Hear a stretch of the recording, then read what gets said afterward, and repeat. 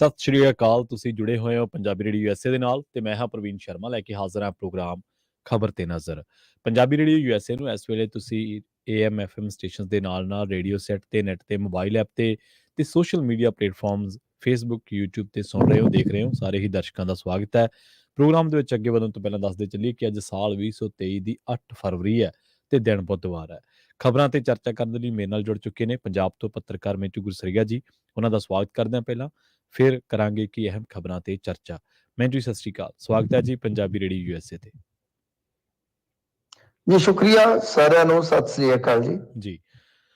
Programme ਦੇ ਵਿੱਚ ਅੱਗੇ ਵਧਣ ਤੋਂ ਪਹਿਲਾਂ ਧੰਨਵਾਦ ਕਰਦੇ ਚੱਲੀਏ ਸਪਾਂਸਰਸ ਦਾ, ਜਿਹੜੇ ਜ਼ਰੀਆ ਬਣਦੇ ਨੇ ਇਹਨਾਂ ਪ੍ਰੋਗਰਾਮਾਂ ਨੂੰ ਤੁਹਾਡੇ ਤੱਕ ਪਹੁੰਚਾਉਣ ਦੇ ਲਈ। ਖਾਲਸਾ ਇੰਸ਼ੋਰੈਂਸ ਏਜੰਸੀ ਵਾਲੇ, ਜਿਨ੍ਹਾਂ ਤੋਂ ਤੁਸੀਂ ਹਰ ਤਰੀਕੇ ਦੀ ਇੰਸ਼ੋਰੈਂਸ ਲੈ ਸਕਦੇ ਹੋ। ਇੰਸ਼ੋਰੈਂਸ ਬਾਰੇ ਪਤਾ ਕਰਨ ਦੇ ਲਈ ਨੰਬਰ ਹੈ 408-272-2500। ਮੈਡੀਕੇਅਰ ਦੀਆਂ ਸੇਵਾਵਾਂ ਅਮਰੀਕਾ ਭਰ ਦੇ ਵਿੱਚ ਦਿੰਦੇ ਨੇ। ਹੋਰ ਜਾਣਕਾਰੀਆਂ ਦੇ ਲਈ ਅੱਜ ਹੀ ਡਾਇਲ ਕਰੋ 408-272-2500। ਟਰਕੀਅਨ ਇਮੀਗ੍ਰੇਸ਼ਨ ਲਾ ਫਰਮ ਵਾਲੇ ਜੇ ਟਰਕੀਅਨ ਅਟਾਰਨੀ ਟਰਕੀਅਨ ਦੇ ਨਾਲ ਤੁਸੀਂ ਯੂਐਸ ਇਮੀਗ੍ਰੇਸ਼ਨ ਬਾਬਤ ਤੁਹਾਡਾ ਕੋਈ ਸਵਾਲ ਹੈ, ਕੋਈ ਸਲਾਹ ਕਰਨੀ ਹੈ ਤਾਂ ਇਹਨਾਂ ਦੇ ਨਾਲ 415-909-0503 ਤੇ ਗੱਲ ਕੀਤੀ ਜਾ ਸਕਦੀ ਹੈ। GK Dhanota Yuba City, Baljinder Singh Nijjar Woodland, Paramjit Kaur Rangi Vacaville, Harnek Singh Pabla Indian continental, Sarabjit Singh Shokar Turlock, GN ਲੂ ਵਾਲੇ ਟਰੱਕ ਵਾਸ਼ ਕਰਦੇ ਨੇ, ਆਇਲ ਚੇਂਜ ਵੀ ਕਰਦੇ ਨੇ, ਏਅਰ ਬ੍ਰੇਕਾਂ ਦਾ ਕੰਮ ਤਸੱਲੀ ਬਖਸ਼ ਕਰਵਾ ਸਕਦੇ। ਨਵੇਂ ਪੁਰਾਣੇ ਟਾਇਰ ਵੀ ਇਹਨਾਂ ਤੋਂ ਮਿਲਦੇ ਨੇ। ਲੋਕੇਸ਼ਨ ਹੈ ਸੈਂਤਾ ਨੇਲਾ ਦੀ। ਨਿੰਮਾ ਸਹੋਤਾ ਦੇ ਨਾਲ ਸੰਪਰਕ ਕੀਤਾ ਜਾ ਸਕਦਾ ਹੈ 209-277-0113 ਤੇ। ਜੱਸੀ ਗਿੱਲ ਬੇਕਰਸਫੀਲਡ ਤੋਂ ਤੇ ਬੂਟਾ ਸਿੰਘ ਰਾਣੀਪੁਰ ਫ੍ਰੈਜ਼ਨੋ ਤੋਂ। ਇਹਨਾਂ ਸਾਰੇ ਹੀ ਸਪਾਂਸਰ ਦਾ ਬਹੁਤ ਬਹੁਤ ਧੰਨਵਾਦ। ਤੇ ਜੇਕਰ ਤੁਸੀਂ ਵੀ ਇਹਨਾਂ ਪ੍ਰੋਗਰਾਮਾਂ ਨੂੰ ਸਪਾਂਸਰ ਕਰਨਾ ਚਾਹੁੰਦੇ ਹੋ ਤਾਂ ਸਟੂਡੀਓ ਦਾ ਨੰਬਰ ਹੈ 408-272-5200। ਮਿੰਟੂ ਜੀ, ਖਬਰਾਂ ਵੱਲ ਵਧੀਏ ਤੇ ਸ਼ੁਰੂਆਤ ਕਰੀਏ ਬੰਦੀ ਸਿੰਘਾਂ ਦੀ ਰਿਹਾਈ ਦੇ ਲਈ ਜਿਹੜਾ ਮੋਰਚਾ ਲੱਗਿਆ ਹੋਇਆ ਮੋਹਾਲੀ ਦੇ ਵਿੱਚ। ਇਸ ਮੋਰਚੇ ਦੀ ਸੰਗਤ ਦਾ ਪੁਲਿਸ ਦੇ ਨਾਲ ਭੇੜ ਹੋਇਆ ਜੀ। ਜੀ ਬਿਲਕੁਲ, ਅੱਜ ਕਾਫੀ ਪੁਲਿਸ ਵਾਲੇ ਤੇ ਉਧਰੋਂ ਸੰਗਤ ਦੇ ਵਿੱਚੋਂ ਲੋਕ ਜ਼ਖਮੀ ਵੀ ਹੋਏ ਨੇ ਜੀ। ਇਹ ਸਾਰਾ ਇਸ ਕਰਕੇ ਹੋਇਆ ਕਿਉਂਕਿ ਅੱਜ ਲਗਾਤਾਰ ਤੀਜੇ ਦਿਨ ਇਹਨਾਂ ਨੇ ਸੀਐਮ ਰਹਿਸ਼ ਵੱਲ ਚਾਲੇ ਪਾਏ ਸਨ ਤੇ ਉਸ ਤੋਂ ਪਹਿਲਾਂ ਜਿਹੜਾ ਬਾਰਡਰ ਆ ਆਮ ਦਿਨਾਂ ਵਾਂਗ ਉੱਥੇ ਹੀ ਉਹਨਾਂ ਨੂੰ ਰੋਕਿਆ ਗਿਆ ਕਿਉਂਕਿ ਬੈਰੀਕੇਡਿੰਗ ਹੁੰਦੀ ਆ। ਬੈਰੀਕੇਡਿੰਗ ਜਦੋਂ ਤੋੜਨ ਦਾ ਯਤਨ ਕੀਤਾ ਜਾ ਰਿਹਾ ਸੀਗਾ ਤਾਂ ਪੁਲਿਸ ਵੱਲੋਂ ਵਾਟਰ ਕੈਨਨ ਦਾ ਇਸਤੇਮਾਲ ਕੀਤਾ ਗਿਆ। ਪਰ ਸਭ ਤੋਂ ਵੱਡੀ ਗੱਲ ਇਹ ਆ ਕਿ ਸੰਗਤ ਦੇ ਵਿੱਚੋਂ ਕੁਝ ਲੋਕਾਂ ਨੇ ਦੱਸਿਆ ਹੈ ਕਿ ਬਾਹਰੋਂ ਮਤਲਬ ਕਿ ਸਾਈਡ ਤੋਂ ਉਹਨਾਂ ਤੇ ਪੱਥਰਬਾਜ਼ੀ ਕੀਤੀ ਗਈ ਜੀ। ਜਦੋਂ ਇਹ ਪੱਥਰਬਾਜ਼ੀ ਹੋਈ ਤੇ ਉਸ ਤੋਂ ਬਾਅਦ ਫਿਰ ਸਥਿਤੀ ਜਿਹੜੀ ਹੈ ਉਹ ਆਊਟ ਆਫ ਕੰਟਰੋਲ ਹੋ ਗਈ ਕਿਉਂਕਿ ਪਿੱਛੋਂ ਹੋਰ ਸੰਗਤ ਆ ਗਈ। ਵੈਸੇ ਤੇ ਜਥਾ ਜਿਹੜਾ 2 ਦਿਨ ਜਾਂਦਾ ਰਿਹਾ ਉਹ ਲਾ ਲਓ ਕਿ 30-35 ਬੰਦਿਆਂ ਦਾ ਸੀਗਾ, ਪਰ ਜਦੋਂ ਪਿੱਛੋਂ ਹੋਰ ਸੰਗਤ ਆ ਗਈ ਫਿਰ ਇਹ ਵੀ ਹੋ ਜਾਂਦਾ ਨਾ ਕਿ ਕਈ ਵਾਰ ਗੱਲਾਂ ਜਿਹੜੀਆਂ ਬਹੁਤ ਜ਼ਿਆਦਾ ਵਧਾ ਕੇ ਵੀ ਫੈਲਾ ਦਿੱਤੀਆਂ ਜਾਂਦੀਆਂ ਨੇ। ਜਦੋਂ ਫਿਰ ਲੋਕ ਉੱਥੇ ਇਕੱਤਰ ਹੋ ਗਏ, ਨਿਹੰਗ ਸਿੰਘ ਸੀਗੇ, ਤਲਵਾਰਾਂ ਵਗੈਰਾ ਤਾਂ ਫਿਰ ਹੈਗੀਆਂ ਹੀ ਸੀਗੀਆਂ, ਇਹ ਫਿਰ ਮਾਮਲਾ ਬਹੁਤ ਜ਼ਿਆਦਾ ਭਖ ਗਿਆ। ਬੈਰੀਕੇਡ ਟੁੱਟ ਗਏ, ਪੁਲਿਸ ਵਾਲੇ ਵੀ ਕੁੱਟੇ ਗਏ। ਉਸ ਤੋਂ ਬਾਅਦ ਗੱਡੀਆਂ ਦੀ ਵੀ ਥੋੜੀ ਭੰਨਤੋੜ ਹੋਈ। ਚੰਡੀਗੜ੍ਹ ਤੱਕ ਮਤਲਬ ਕਿ ਚਲੇ ਗਏ ਸਨ, ਚੰਡੀਗੜ੍ਹ 'ਚ ਦਾਖਲ ਹੋ ਗਏ। ਪਰ ਬਾਅਦ ਦੇ ਵਿੱਚ ਮੋਰਚੇ ਦੇ ਜਿਹੜੇ ਕੁਝ ਲੋਕ ਸੀਗੇ ਉਹਨਾਂ ਨੇ, ਜਿਹੜੇ ਮੋਹਤਬਰ ਸੀ, ਉਹਨਾਂ ਨੇ ਸਮਝਾਇਆ ਬੁਝਾਇਆ ਤੇ ਫਿਰ ਉਸ ਤੋਂ ਬਾਅਦ ਇਹ ਵਾਪਸ ਪਰਤੇ ਨੇ। ਹੁਣ ਜਿਹੜੀ ਚੰਡੀਗੜ੍ਹ ਪੁਲਿਸ ਆ ਉਹਨੇ ਕੁਝ ਵੀਡੀਓ ਜਾਰੀ ਕੀਤੀਆਂ ਨੇ ਤੇ ਇਹ ਦਾਅਵਾ ਕੀਤਾ ਹੈ ਕਿ ਸਾਡੇ 13 ਪੁਲਿਸ ਮੁਲਾਜ਼ਮ ਫੱਟੜ ਨੇ। ਠੀਕ ਹੈ। ਤੇ ਅਸੀਂ FIR ਵੀ ਕੱਟਾਂਗੇ ਕਿਉਂਕਿ ਇਹਨਾਂ ਦੇ ਕੋਲ ਬੜੇ ਖਤਰਨਾਕ ਹਥਿਆਰ ਸਨ। ਪਰ ਦੂਸਰੇ ਪਾਸੇ ਮੈਂ ਜਿਵੇਂ ਕਿਹਾ ਕਿ ਸੰਗਤ ਇਹ ਕਹਿੰਦੀ ਹੈ ਕਿ ਅਸੀਂ ਪੀਸਫੁਲ ਜਾ ਰਹੇ ਸੀ। ਹਾਂ ਠੀਕ ਆ, ਬੈਰੀਕੇਡਿੰਗ ਲੰਘਣ ਦਾ ਯਤਨ ਜ਼ਰੂਰ ਨੌਜਵਾਨਾਂ ਵੱਲੋਂ ਹੋਇਆ ਹੋਏਗਾ, ਪਰੰਤੂ ਜੋ ਪਾਸੇ ਤੋਂ ਕਿਸੇ ਤੀਸਰੇ ਵਿਅਕਤੀ ਨੇ ਜਾਂ ਕਹਿ ਲਓ ਸ਼ਰਾਰਤੀਆਂ ਨੇ ਜਿਸ ਤਰ੍ਹਾਂ ਪੱਥਰਬਾਜ਼ੀ ਕੀਤੀ ਹੈ ਉਸ ਤੋਂ ਬਾਅਦ ਹੀ ਸਥਿਤੀ ਜਿਹੜੀ ਹੈ ਉਹ ਹੱਥਾਂ ਚੋਂ ਨਿਕਲੀ ਹੈ। ਤਾਂ ਖੈਰ ਦੇਰ ਸ਼ਾਮ ਤੱਕ ਆਪਾਂ ਕਹਿ ਸਕਦੇ ਹਾਂ ਕਿ ਮਾਹੌਲ ਜਿਹੜਾ ਹੈ ਉਹ ਆਮ ਵਰਗਾ ਤਾਂ ਹੋ ਗਿਆ। ਉਧਰੋਂ ਪੁਲਿਸ ਨੇ ਵੀ PC ਕੀਤੀ, ਜਾਨੀ ਇਹਨਾਂ ਦੇ ਜਿਹੜੇ DGP ਹੈ ਉਹਨਾਂ ਨੇ ਵੀ ਇੱਕ ਪ੍ਰੈਸ ਕਾਨਫਰੰਸ ਪੱਤਰਕਾਰਾਂ ਦੇ ਨਾਲ ਕੀਤੀ ਹੈ ਤੇ ਇਹ ਸਾਰੀ ਜਾਣਕਾਰੀ ਦਿੱਤੀ ਹੈ। ਤਾਂ ਦੂਸਰੇ ਪਾਸੇ ਕੌਮੀ ਇਨਸਾਫ ਮੋਰਚਾ ਨੇ ਵੀ PC ਕੀਤੀ ਹੈ ਤਾਂ ਉਹਨਾਂ ਨੇ ਵੀ ਦੋਸ਼ ਲਾਇਆ ਕਿ ਉਕਸਾਇਆ ਗਿਆ।